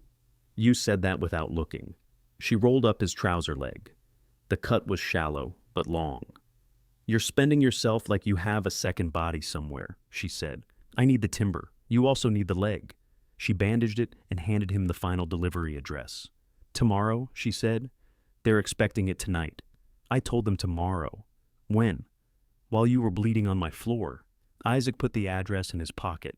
The repair contractor paid him at the end of each day as promised. Isaac used the first payment for treated posts and gravel. The second bought masonry anchors, rope, masks, and a used smoke alarm. The third paid for a laboratory test of the spring water. The water came back safe. Hannah taped the result above the sink. "Now you have running water." He filled a glass and drank. It tasted faintly of iron and cold stone. The 4th day's pay went toward a small rented power unit. When Isaac connected the work lamps, the gatehouse lit from one end to the other. The patch walls looked worse in full light, but the room no longer disappeared when the sun went down. He called Kelsey and asked what kind of professional she would accept for structural proof. "A tunnel engineer," she said. "Independent, licensed in Virginia. Can the cooperative send one? Not while you're only a possible route. That would make it look like we were directing the opening." "Can you give me names? I can give you the public engineering registry." Isaac spent an hour on Hannah's computer after her shop closed. Most firms didn't return his calls. One quoted a fee larger than his remaining repair income. Another declined after hearing the words "abandoned tunnel." Gregory Welch answered his own phone. "You have a sealed side opening inside an automobile bore?" he asked. "A concrete block wall. There's airflow and drainage behind it. Any bulging?" "No." "Cracked joints?" "Some repairs." "No visible movement?" "Water pressure?" "Water passes through a graded channel." "What makes you think the wall should be opened?" "A maintenance ledger refers to an original bore. An old plat shows 2 routes." Gregory was quiet. "Do not remove blocks to verify a drawing," he said. "I know. People say that after they've already loosened one. I haven't. What do you want from me?" "A safe opening plan, then measurements if there's something behind it." Gregory named an initial site fee. It was less than the large firm had quoted, but more than Isaac had left. "Can I pay half when you inspect and half before any wall work?" Isaac asked. "No." Isaac looked through Hannah's front window. His rented power unit sat in the pickup outside. It had to be returned in 2 days. "I can pay the full fee next Friday. Then I can inspect the following Monday. Put me down." Gregory asked for photographs, the plat, and the relevant ledger pages. Isaac sent them from Hannah's computer. After the call, Hannah locked the register. "You don't have next Friday's money. I have 3 repair jobs. You have two. The contractor canceled the porch job. When? This afternoon. Homeowner hired someone else. He counted what remained in his wallet. Hannah said, I can cover the difference. No. It isn't family help. I know. Then don't answer like it is. He sat on the edge of the workbench. If I can't earn the inspection, I can't maintain what comes after it. That's not always how money works. It's how this money has to work. She understood enough not to press him. Instead, she took out a stack of repair tickets. I have a fleet tune-up for the trail rental company. They need 20 bicycles checked by Sunday. You handle tires and drivetrains. I'll handle brakes. I pay you a fixed rate. Before or after. Half each day. Written on the ticket. Isaac looked at her. What? She said. Nothing. It's not nothing. Dylan never put the rate in writing. I'm not Dylan. They worked until nearly midnight. At the tunnel the next day, John helped Isaac replace the temporary gatehouse support. They lifted the sill, removed the short post, and set a concrete footing beneath the permanent one. Isaac checked the door after the jack came down. It closed cleanly. John inspected the ledger page with Isaac's material costs. You're keeping records? I'm trying to. Keep receipts too. Benjamin didn't. Benjamin kept everything. He just never kept it where a sensible person would. Isaac told him about Gregory's scheduled visit. John set down his level. Welch, you know him? By reputation. Good, careful, that's what I need. John wiped concrete from his trowel. Careful men cost money because they know when to stop. I'm paying him to tell me how not to die. You could get that advice from me for free. You won't tell me what's behind the wall. John looked toward the tunnel. An engineer won't tell you until it's open, but he'll help me open it. John didn't reply. Isaac and Hannah finished the western ditch Sunday afternoon. They removed 2 rotted logs, rebuilt the eroded edge with stone, and directed the water away from the road. Isaac spread gravel over the soft approach and packed it with a hand tamper. On Tuesday, a county road worker arrived for the inspection. He walked both ditches, photographed the covered drain, and checked the cleared shoulder. You did this in a week? He asked. With help. The worker signed the bottom of the maintenance notice. Road edge issue is corrected. Keep the outlets clear through storm season. That closes it? That closes this notice. Isaac folded the signed page and placed it inside the ledger. Hannah had watched from the gatehouse porch. When the county truck left, she held up 2 mugs of coffee. You beat the deadline by 3 weeks. We beat it. John arrived later with a load of used timbers from his own shed. Isaac paid him $1 for the lot and wrote a receipt. John complained about the price, then signed. They built a raised work platform 20 feet from the block wall. It kept tools above the drainage channel and created a clear place for Gregory to inspect. Isaac added temporary rails and painted their ends white so they would show in low light. The practical progress was visible from the tunnel entrance. Clean water ran beside a swept path. Work lamps illuminated the approach. The gatehouse window was sealed, its corner stable, and the chimney no longer stained the eaves with leaking smoke. For the first time, the property looked occupied on purpose. That evening, Hannah posted one photograph to the Trail Association page. It showed the cleared entrance and the signed maintenance notice on the gatehouse table. Her caption said only, Old Turnpike drainage open, trail edge secure. By morning, the photograph had been shared across several local groups. Isaac saw it on Hannah's computer while sending Gregory the final measurements. Most comments were about the old tunnel. Some people remembered driving through it. Others asked whether the trail would reopen. One comment came from Dylan's business account. Private property with unresolved boundaries. No public access authorized. Hannah read it over Isaac's shoulder. He's warning people off. He's warning me. A message from Dylan appeared on Isaac's phone a minute later. You contacted a fiber company without clearing title. Stop making plans you can't legally keep.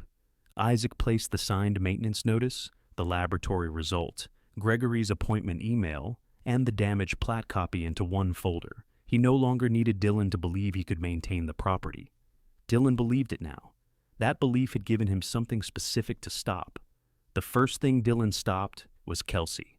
She called before Hannah opened the shop. I received an email from your brother, she said. He attached the settlement description and raised a boundary objection. He doesn't own my parcel. He owns neighboring land. He thinks the older route crosses under it. So do you, at least as a possibility. Isaac stood behind Hannah's counter with one hand pressed against the wood. The old plat shows both routes inside one boundary. It shows part of that boundary.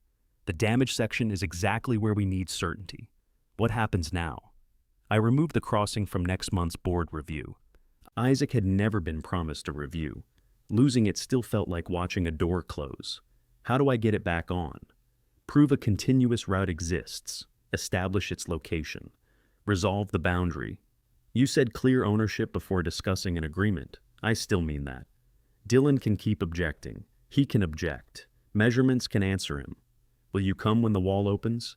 If a licensed engineer is present and you have permission to access both ends. I own both approaches. Your brother says you don't. The call ended with nothing settled. Hannah had heard enough to understand.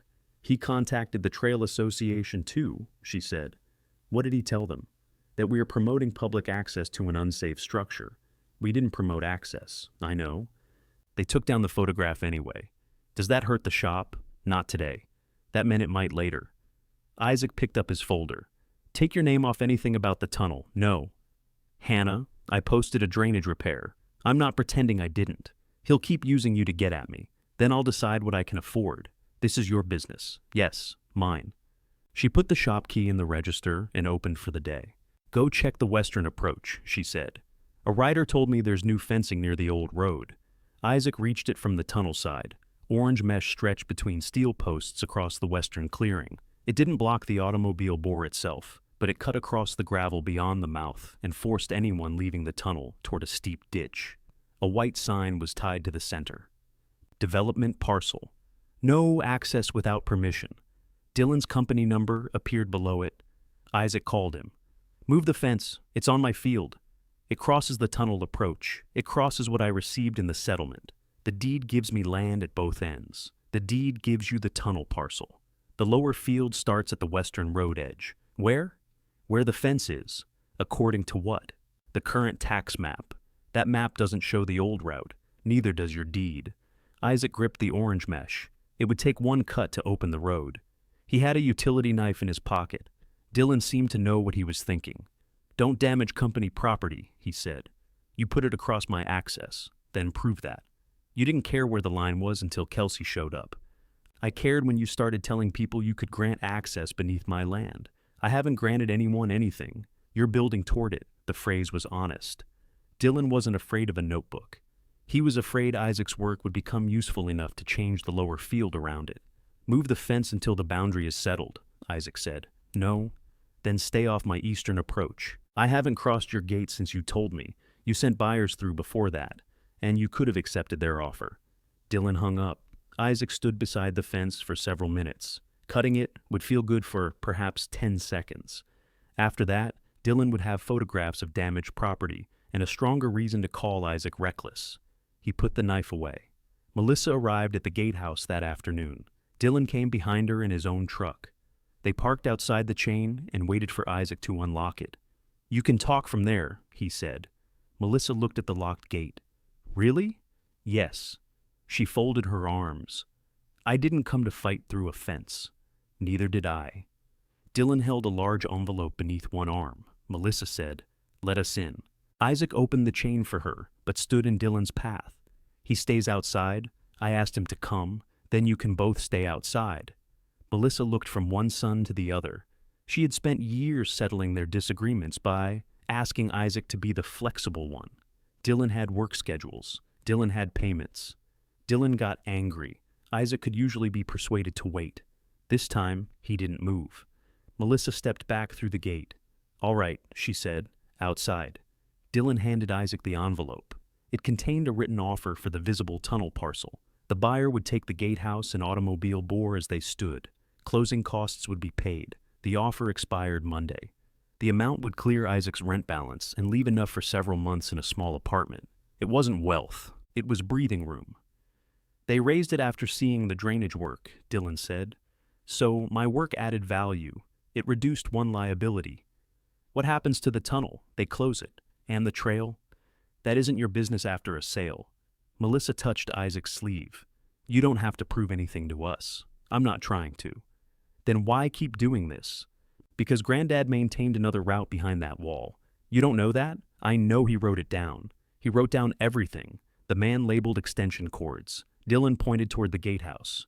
You're sleeping beside a stove because a dead man wrote 2 words in a notebook. Isaac removed Melissa's hand gently. Kelsey thinks the route could matter. Kelsey withdrew, Dylan said. She paused. She's not offering you anything. No. Then this is still a $9 tunnel with an ownership problem. Melissa flinched at the bluntness, but she didn't disagree. Your grandfather never meant for this place to separate the family, she said. Isaac looked at her. Did he mean the house to do that? That's not fair. Did he mean the equipment too? Those decisions are finished. Only mine is supposed to stay open. Melissa's mouth tightened.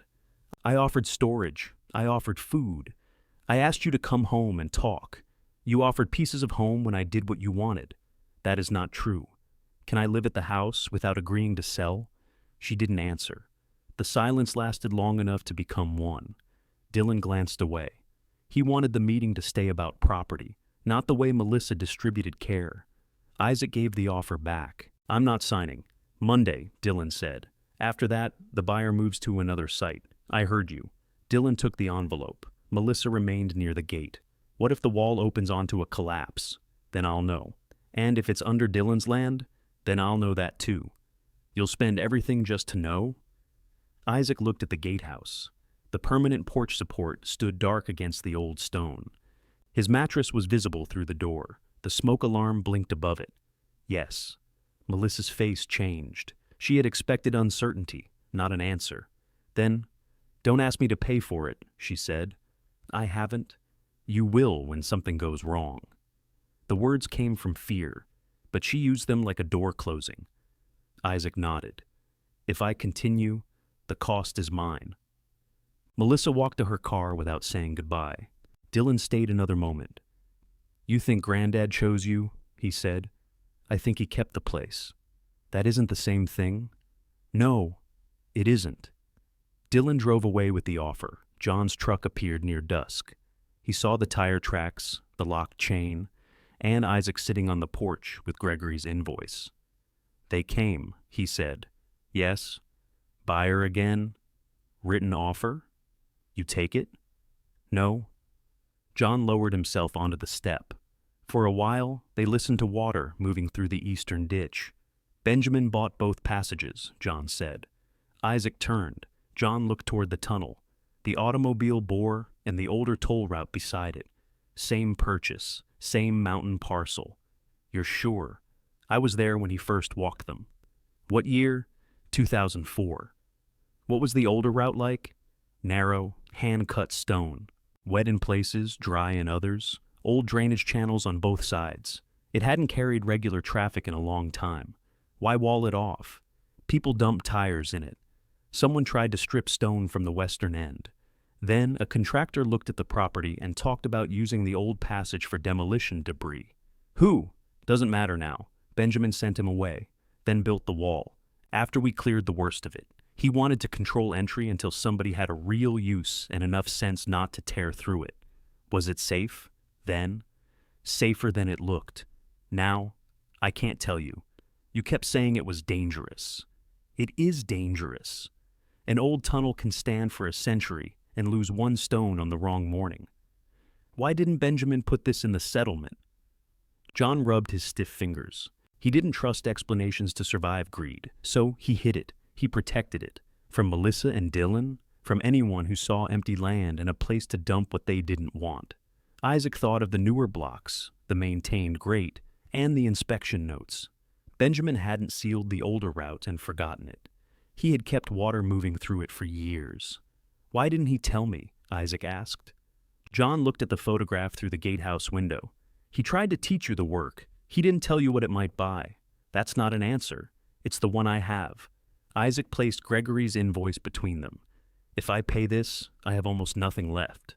John read the amount, and if the wall is holding back loose stone, Gregory stops. I still owe him? Yes. If the route crosses Dylan's field, Kelsey walks away. Yes. If it's collapsed, the buyer's offer is gone. Probably. Isaac folded the invoice. John didn't tell him what Benjamin would have wanted. That choice no longer belonged to Benjamin. The one thing that could answer the boundary claim lay behind the wall. To use it, Isaac had to open it carefully enough that the answer survived. He transferred Gregory's full fee from the repair money before he could divide it into safer uses. Then he called Gregory. "Monday still stands," Isaac said. "I accept the cost." Gregory said, "Be there at 7. Nobody enters before I do." He arrived Monday in a dark utility van with a laser scanner, stone hammer, gas meter, and 2 hard cases. He was a broad man with silver hair and clear safety glasses. He shook Isaac's hand once, then studied the tunnel entrance. "Who did the drainage?" "I did, with Hannah and John." Gregory watched the water moving through the covered channel. "Show me where it goes." Isaac led him from the road edge to the inlet, then into the automobile tunnel. Hannah and John followed. Gregory stopped them 20 feet from the block wall. "I inspect first." He tested the air, checked the ceiling, and photographed the mortar from several angles. Then he tapped each block joint with the stone hammer. The sounds changed near the upper center. Isaac heard the same hollow return he'd found with the loose stone. "What does that tell you?" he asked. "That this wall has open space behind at least part of it." "How much space?" "It doesn't tell me." "Is it holding up the tunnel?" Gregory set the hammer down and aimed his flashlight at the uneven gap above the top row. "The main automobile arch continues over it. The blocks appear to be infill. That's useful." "Meaning they can come out?" "Meaning the wall probably wasn't built to support this arch. I haven't said what supports the material behind it." He examined the drain grate. One bolt broke when he turned it. Gregory removed the remaining bolts and pulled the grate forward only far enough to insert a flexible camera. The small screen showed the water channel curving behind the blocks. Wet-cut stone appeared on one side. After several feet, the view disappeared beneath dark water. "That stone isn't concrete," Hannah said. "No," Gregory replied. "Is it the old route? It's part of an old drain." He withdrew the camera. "The channel is open for at least the length of the cable. That removes one problem. Water isn't standing against the wall." Isaac let out a breath he hadn't noticed holding. Gregory pointed toward the work platform. "Who built that?" "We did. It needs another rail. The timber's adequate." He set the laser scanner on a tripod at the automobile entrance. A red point traveled along the ceiling and walls, while he established a straight reference line through the known bore. Isaac handed him the plat copy. Gregory placed it on a clean board and covered it with clear plastic. He measured from the eastern parcel marker to the tunnel's center line, then compared that distance with the surviving figures on the plat. "The automobile bore matches closely enough to establish scale," he said. "And the second line? If the drawing was accurate, its eastern center line begins behind this block wall. Inside my boundary? At this end, yes. The surviving boundary mark is clear here." Isaac looked at John. John nodded once. "What about the western end?" Isaac asked. "The damaged portion prevents an answer from the drawing alone. So, opening the wall still won't prove ownership. Opening gives me a passage to measure. If the passage follows the surviving dimensions and stays within the parcel markers, then the physical location can answer what the damaged paper cannot." That was the leverage. Not John's memory by itself. Not the ledger by itself. Not the faint blue line. The old route had to exist where the surviving plat said it should. Gregory had to measure it from fixed points, while Benjamin's records showed why the wall and maintained drainage were there. If the passage wandered beneath Dylan's lower field, the same test would prove that instead. "What do you need to open it?" Isaac asked. Gregory marked 6 blocks with white chalk. "We remove these in sequence. First a low block away from the drain. That gives us a camera opening. If stone or soil is pressing against it, we stop. If there's open space, we test the air and inspect the visible ceiling. Then, we install a temporary timber frame inside the opening. We enlarge only after the frame carries any loose material around the edge. How long? One day if conditions are good, longer if they aren't. And if they're bad? I close the opening." Isaac looked at the chalk marks. "Can we do it Friday?" Gregory checked his calendar. "Friday morning. I'll supervise. You provide 2 workers, the additional timber, lifting equipment, and lighting. I'm 1 worker. I'm not counting the owner while decisions are being made." "Hannah and I can do it," John said. Gregory looked at his stiff hand. "You can advise. You don't carry overhead timber." John didn't like that, but he accepted it. Hannah said, "I can carry. You can assist at floor level. I want 1 more able worker." Isaac thought of the storm repair contractor. "I can hire someone. Hire someone who follows instructions." Outside, Gregory examined the western approach from the automobile tunnel. Dylan's orange fence stood across the clearing. I need a clear measurement line beyond the mouth, Gregory said. My brother says that ground is his. The current parcel marker is where? Isaac showed him the iron pin listed in the deed. It stood uphill from the fence, half buried among weeds. Gregory measured from the automobile's center line to the pin. The fence crosses the likely approach strip, he said. Likely isn't enough for me to order its removal. Can you measure without crossing it? I can place the scanner inside the known bore. For a complete line, I'll eventually need access beyond the mouth. Dylan won't give it. Then invite him to attend. He'll argue every measurement. He can argue. The instrument won't. Gregory packed his equipment. I'll send you a written opening plan tonight. Follow it exactly. If the site isn't ready Friday, I leave and charge for the visit. After he drove away, Hannah leaned against the gatehouse porch. You heard him. The fence is probably on your land. Probably. I have bolt cutters. No. I'm not saying cut it at midnight. Cut it after you notify Dylan. He wants me to damage it, so he can call you reckless. Yes. Hannah kicked mud from her boot. The Trail Association has a meeting Thursday, she said. I could show them the plat and the fence. If people think Dylan is blocking a future trail, he'll move it. That would turn a damaged drawing into a public accusation. It would also get us access. And put your shop in the middle. My shop's already in it. Isaac looked at the trail entrance. Using public anger would be easier than winning Dylan's permission. It would also make the dispute larger before anyone knew where the second route ran. No, he said. Don't take it to the meeting. You're protecting him. I'm protecting the measurement. And Melissa? Isaac didn't answer. Hannah understood. Her too. I'm not putting my bank statement and the settlement online so people can decide which Holt deserves what. I didn't suggest that. Dylan will. He'll say I'm making the family private business public. He might say that anyway. Then he can say it without my help. Hannah picked up the extra rail for the work platform. All right, she said, but if he blocks Gregory Friday, we don't keep being polite. We keep being accurate. That sounds expensive. It is. Gregory's plan arrived that evening. Isaac printed it at Hannah's shop and read it twice. The shoring required 4 more timbers, steel plates, wedges, and a manual lifting jack. Buying them would empty the money he'd reserved for food and the gatehouse roof. He called the storm repair contractor and asked about the missing porch job. I have a deck repair Thursday, the contractor said. Full day. I need Friday morning off. You keep needing mornings? I know. I can use you Thursday, but I'm putting someone else on the next project. That was the professional cost Isaac had avoided naming. Repair work depended on availability. The tunnel took the hours other people paid for. I'll be there Thursday, he said. He worked the bicycle fleet after dark to cover the remaining materials. Hannah paid him exactly what the repair ticket stated. On Wednesday, Isaac sent Dylan a copy of Gregory's opening plan. A message returned almost immediately. Do not enter any passage outside the quit-claimed automobile bore. Isaac called him. I need access beyond the western mouth for measurements. You have access through your tunnel. Move the fence Friday morning. No. Then come and move it if Gregory needs the line. You're asking me to help you take part of my field. I'm asking you to watch the measurement. Dylan went quiet. Isaac continued. Bring the current tax map. Bring the settlement. Stand there and see where the route goes. You want an audience. I want no argument later about what happened. Who else will be there? Gregory, Hannah, John, Kelsey, if the first opening is safe. Mom, if she wants. Why Kelsey? She needs to see continuity before she'll reconsider the route. Dylan's voice hardened. If you open that wall, the buyer withdraws. I know, and if there's nothing usable, you're left with the bills. I know that too. Mom thinks you're doing this to embarrass us. Then tell her I'm inviting her before I know the answer. I'm not your messenger. I'll call her. Melissa answered after dinner. She listened without interrupting while Isaac explained Friday's plan. You want me inside a tunnel while you knock down a wall, she said.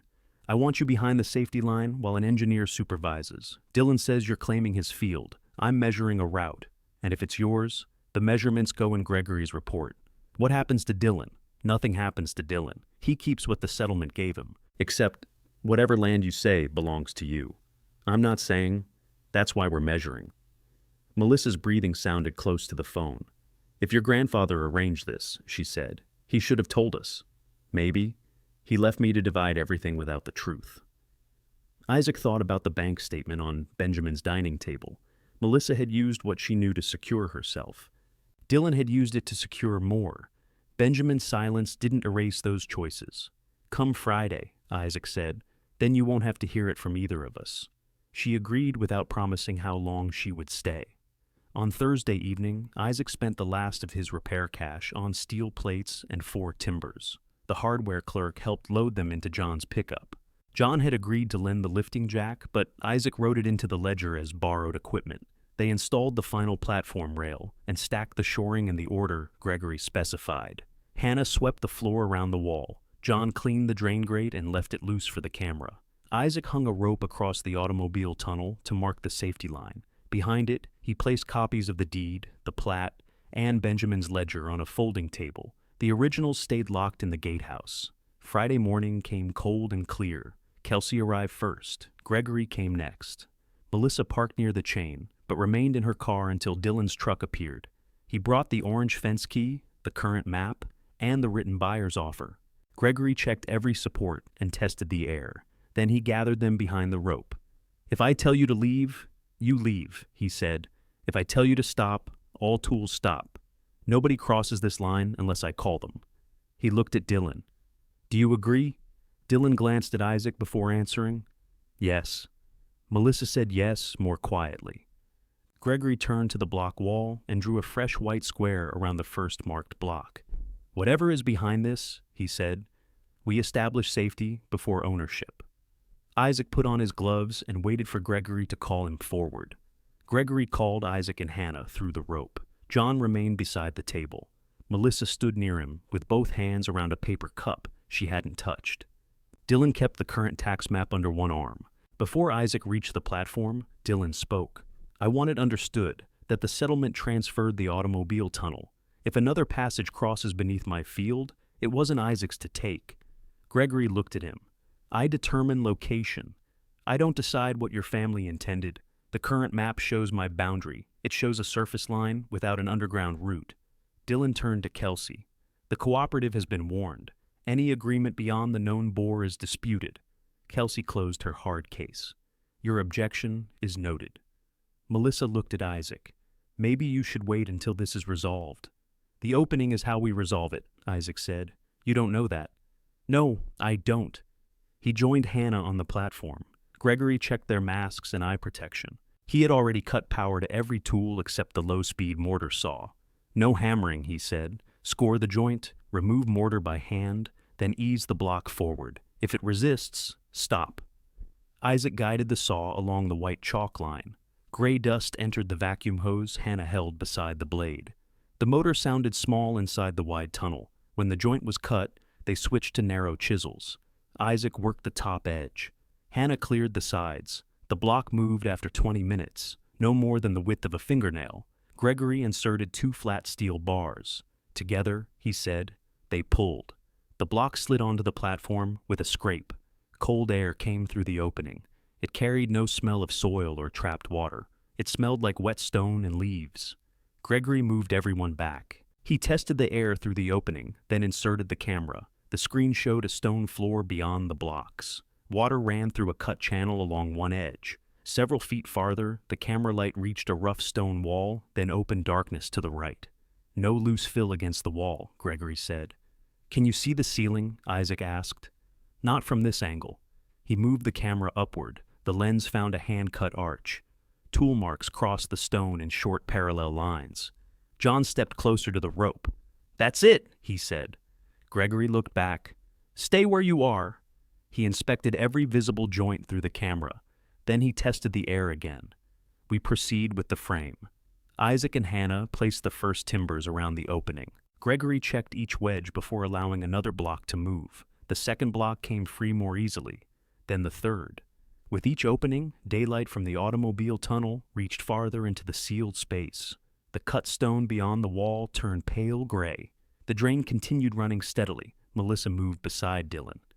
"What are we looking at?" she whispered. Dylan didn't answer. After the 6th block, the opening was wide enough for Gregory to enter on his hands and knees. He wore a safety line secured to the platform. He disappeared beyond the frame. Isaac heard the gas meter beep as Gregory tested farther inside. A flashlight beam moved across stone, vanished, and returned. "Open space," Gregory called. Arch is standing, no immediate fall visible. He backed out. We enlarged to standing height.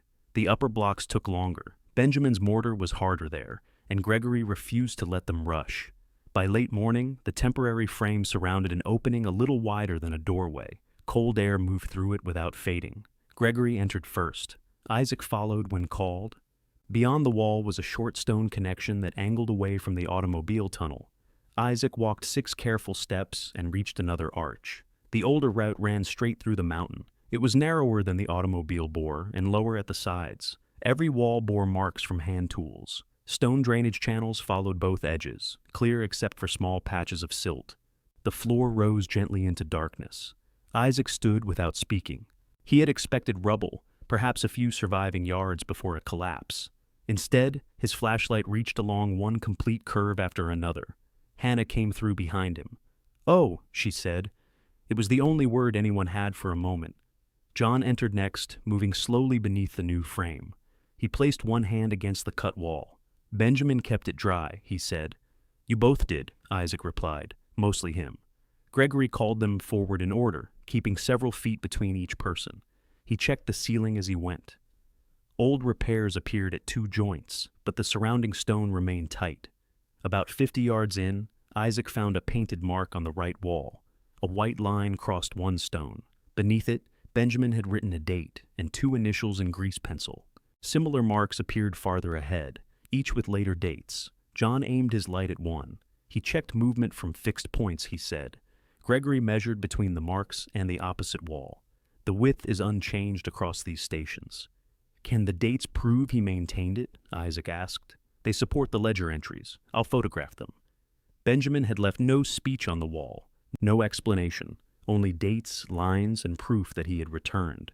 They continued. The air grew warmer near the western end. After nearly half a mile, a pale shape appeared ahead. Daylight. The original exit had been protected by a heavy steel gate hidden behind brush. Benjamin's blue paint remained beneath rust on the hinges. John found the release lever inside a stone recess and pulled it. The gate opened 6 inches, then stopped against Dylan's orange mesh. Dylan stared through from the other side.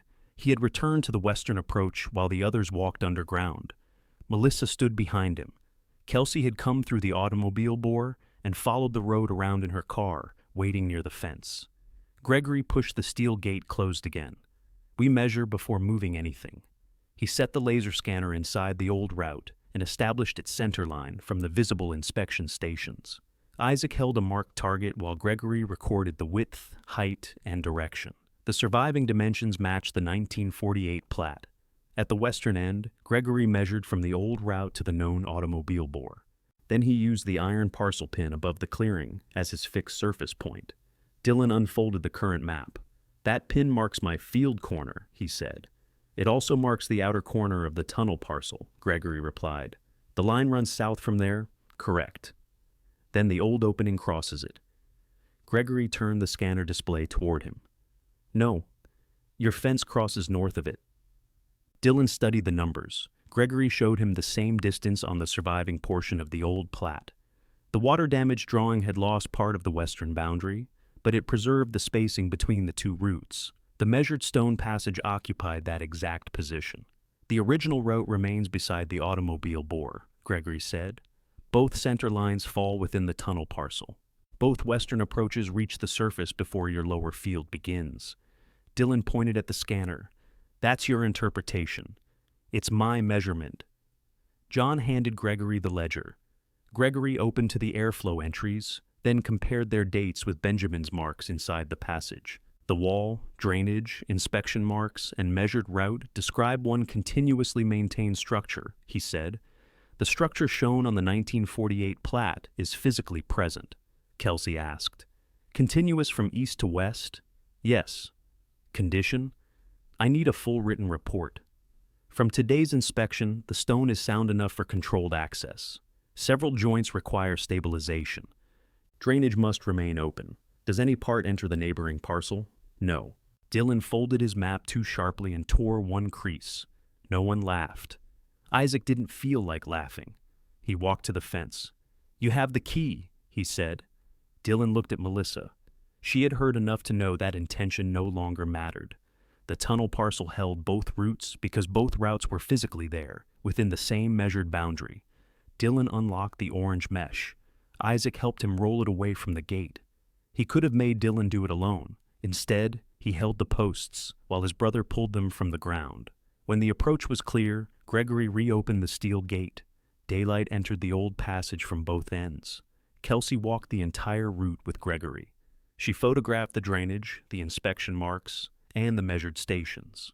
At the eastern connection, she asked Isaac to meet her in the gatehouse. Her hard case contained a printed agreement.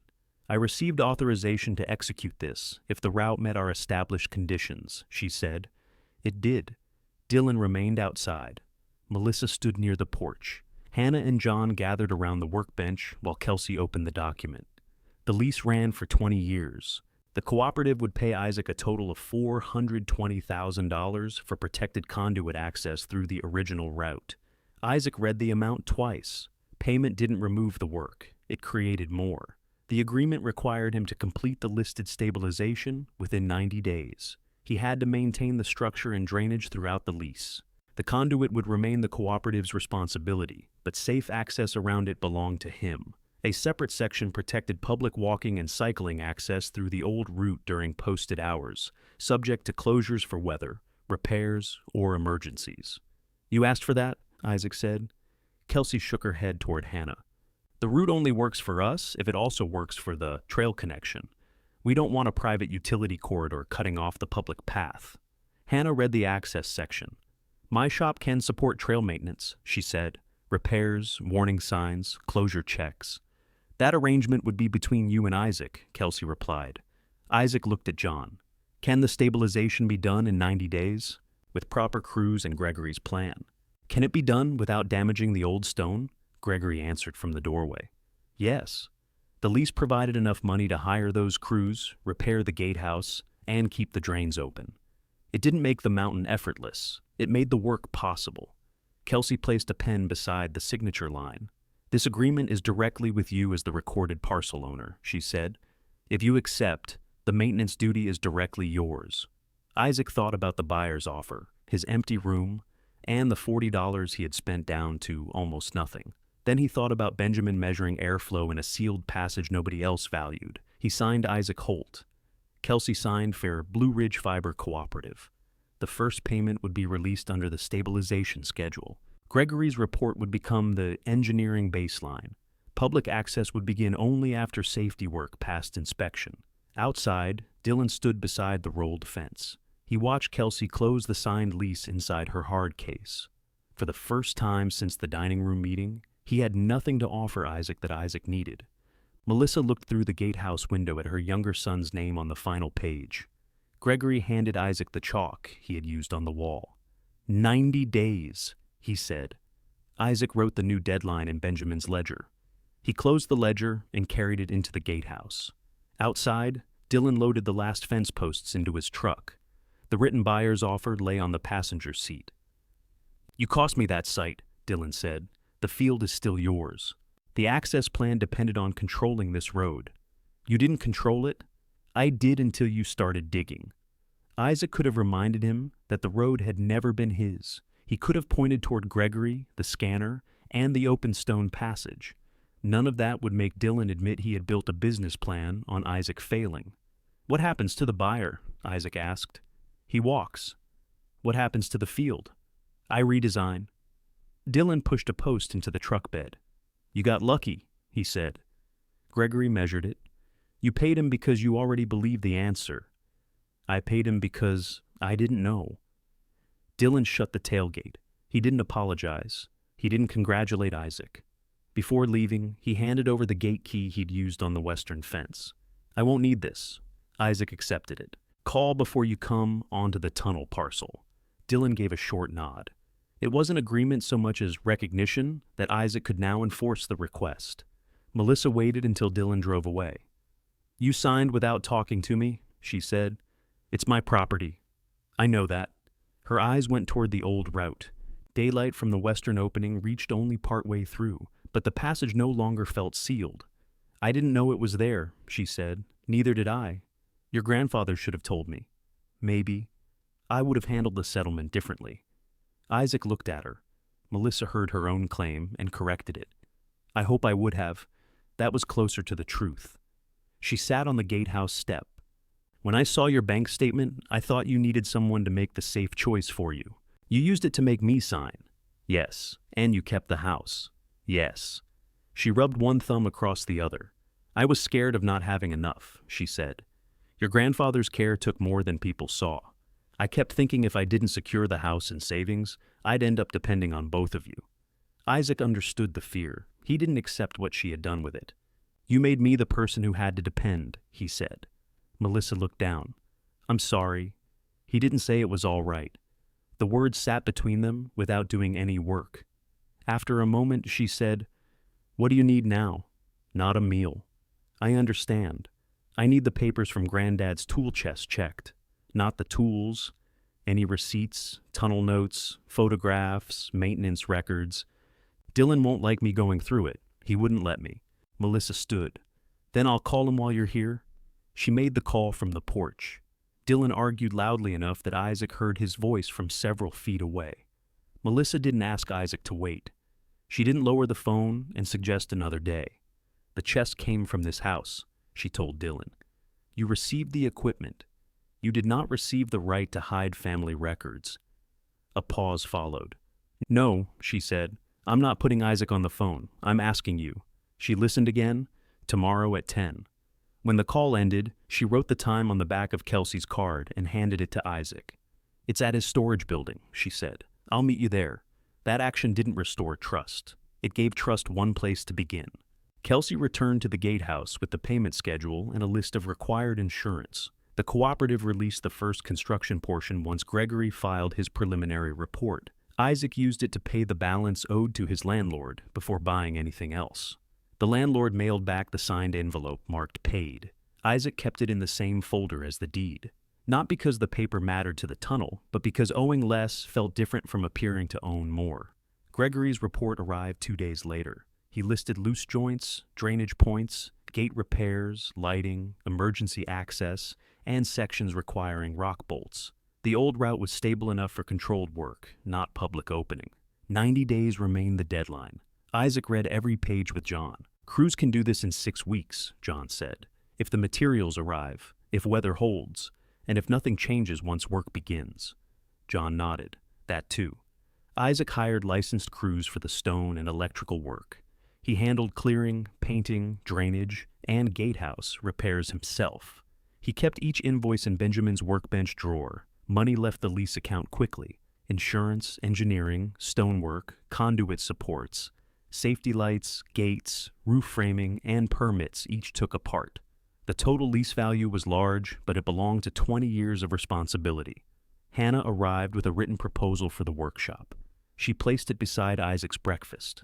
You wrote this? He asked, with help from a business advisor. The proposal gave her use of the gatehouse's front room and a covered service area near the trail entrance. She would pay rent, maintain trail repair equipment, and help with opening and closure checks.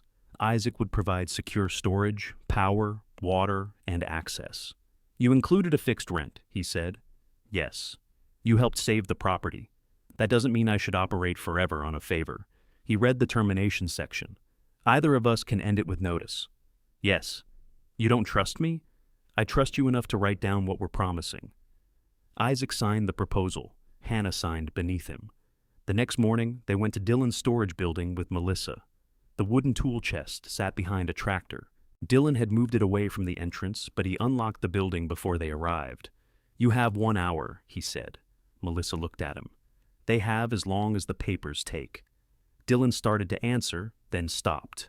The chest held wrenches, drill bits, measuring tapes, old gloves, and envelopes packed between the shallow trays. Isaac found photographs of drainage repairs, receipts for concrete block and mortar, and copies of routine supply purchases. Nothing created a new claim. Nothing needed to. The photographs supported what John had already witnessed. The receipts matched the wall Benjamin built. Isaac copied them for the maintenance file and left the originals in the chest. At the bottom, he found a blue metal lunch pail with one dented corner. He looked at Melissa. I put that there, she said. I didn't know what else to do with it. Isaac ran his thumb across the faded tape on the lid. Can I take it? It wasn't on the equipment list. Dylan stood near the tractor with his arms folded. "Take it," he said. Isaac carried the lunch pail to his truck. Dylan didn't offer more. He remained convinced that Isaac had turned a lucky discovery into a judgment on the family. His behavior changed where the boundary required it, not where affection did. John's change came more quietly. On the first Saturday maintenance morning, he brought every key and note Benjamin had given him. "I should have told you sooner," he said. "Yes. I thought keeping you away kept you safe. It kept me unprepared." John accepted that without defense. "I won't do it again." Isaac placed the keys in the new lockbox. John kept one signed-out maintenance key, recorded by date. Hannah watched him write the entry. "You're making John sign for a key?" "Everybody signs." John took the pencil, especially me. 3 weeks into stabilization, the old route had permanent lights along one wall. The conduit brackets were mounted on the other, leaving the center clear for walking and bicycles. The stone crew reset the loose joints Gregory identified. Isaac cleaned Benjamin's inspection marks by hand, careful not to erase the dates. Melissa came on 2 work mornings. The first time, she brought sandwiches. Isaac thanked her and handed her a broom. She looked surprised, then swept stone dust from the gatehouse for 4 hours. The second time, she asked before bringing anything. Isaac gave her a list of gate hardware to collect in town. She returned with the receipts and exact change. They still avoided some subjects. Isaac hadn't entered Benjamin's house since the porch repair. Melissa hadn't asked him to. Neither pretended that carrying hardware made the dining room meeting disappear. On the 58th day, heavy rain reached Afton. The public trail remained closed, and the conduit crew stayed away. Water poured down both mountain approaches. Isaac, Hannah, and John met at the gatehouse before sunrise. They put on rain jackets, checked the new lights, and walked into the old route with drain tools. At the first inspection station, water moved fast but stayed inside Benjamin's cut channel. John watched it pass the white mark on the stone. "Still below his storm line," he said. Isaac recorded the depth in the ledger. Then the 3 of them continued toward the western end, checking every outlet before the mountain could make its own decision. Halfway there, they found the first problem. A screen Isaac had installed over a side outlet had caught a mat of leaves. Water climbed behind it and spread across the channel lip. John pointed with his flashlight. "Too fine." Isaac pulled the screen free. Water dropped at once. "I thought smaller holes would keep gravel out," he said. "They keep everything out?" Hannah held the light while he replaced it with a wider guard from their tool bag. They watched through 2 hard bursts of rain. Leaves struck the new guard, turned, and passed downstream. The repair worked because they were there to see it fail. At the western gate, runoff from Dylan's field carried red mud toward the approach. It stopped short of the old route, but only because a ridge of gravel redirected it. Isaac photographed the flow and called Dylan. "Your field is draining onto the tunnel strip. Is anything damaged?" "Not yet. I'll look when the rain stops." "Look now." Dylan arrived 40 minutes later in waterproof boots. He called from the boundary before entering. "Can I come across?"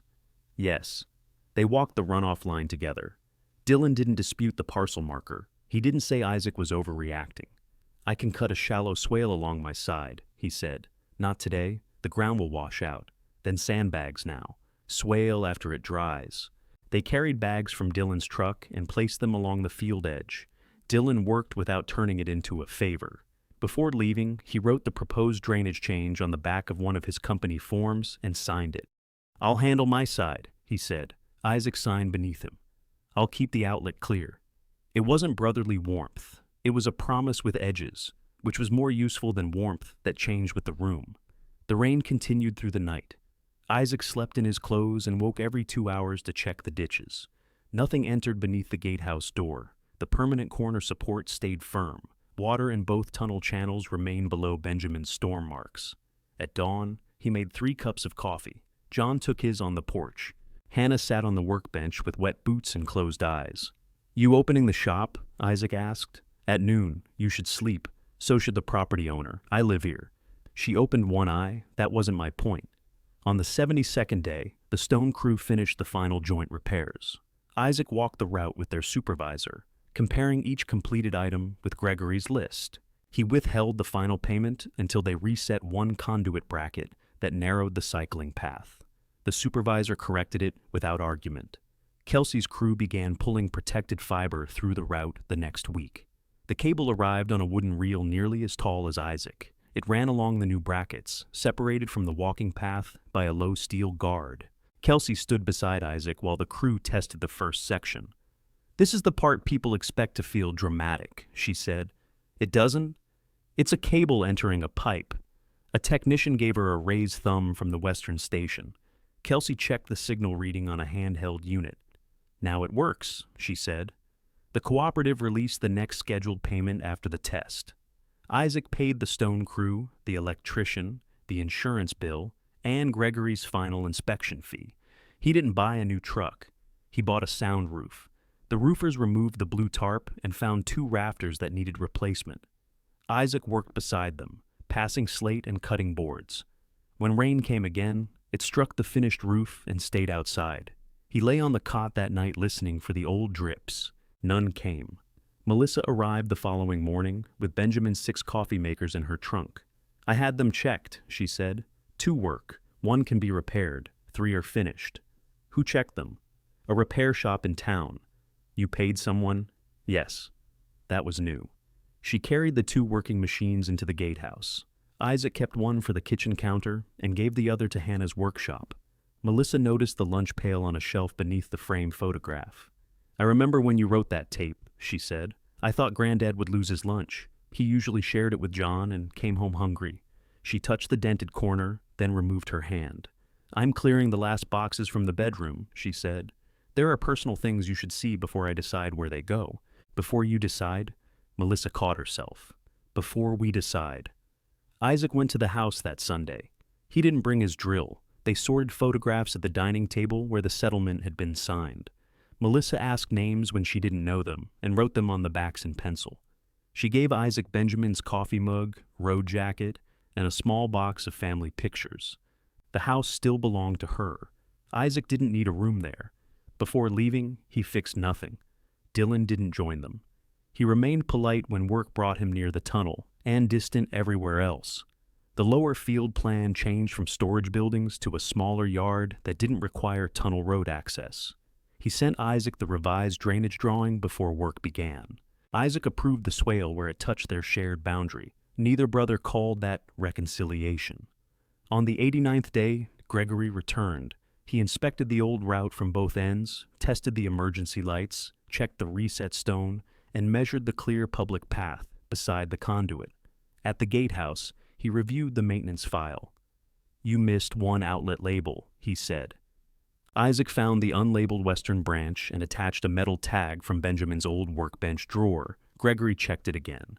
Stabilization condition satisfied. He signed the report and handed it directly to Isaac. Kelsey countersigned the cooperative acceptance that afternoon. The 20-year lease became fully active. The route now had income, but also inspection dates extending farther into the future than Isaac had ever planned his own life. He copied them into a new ledger. The first public opening took place on a cool Saturday morning. There was no ribbon and no stage. Hannah rolled the steel workshop door upward at 8. Bicycle tools hung in clean rows behind 2 repair stands.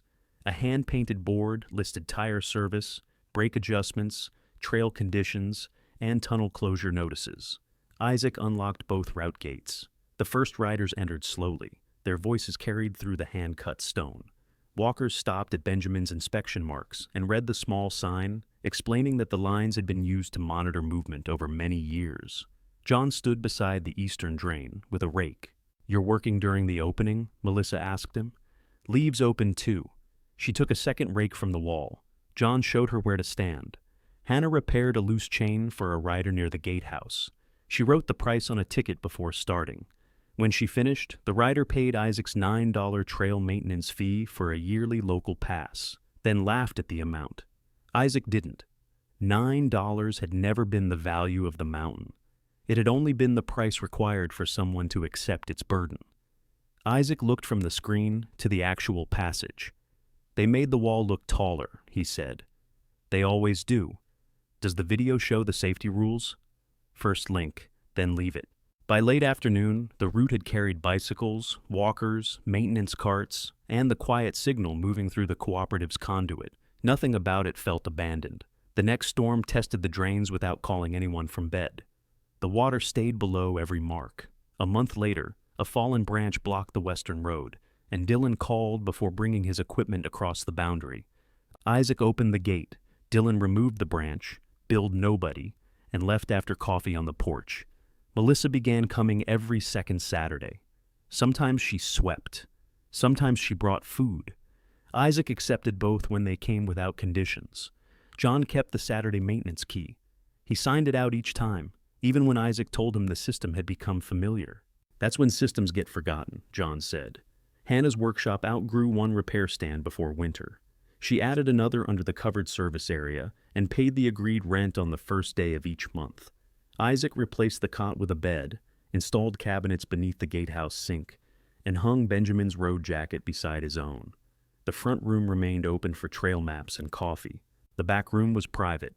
He finally had a door he could close without wondering who might ask him to leave. If stories about young people rebuilding a life after family betrayal matter to you, subscribe and return for the next inheritance story. One evening, after the last riders had passed through, Isaac walked the old route alone.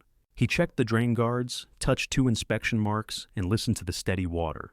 At the western gate, the new lock turned cleanly. He secured it, recorded the closing time, and walked back through the mountain. John's rake rested beside the eastern channel. Melissa's work gloves dried near the stove. 2 repaired bicycles waited for collection in Hannah's front room. Isaac closed the ledger and placed it in the workbench drawer. The drawer slid smoothly now. Hannah lowered the steel door and checked it once. "Workshop's closed. I've got the tunnel, I know." She walked toward her truck while Isaac secured the eastern gate. The evening air had cooled, and the first stars showed above the ridge. Isaac turned on the gatehouse porch light as Hannah closed the workshop and warm light reached into the open stone tunnel.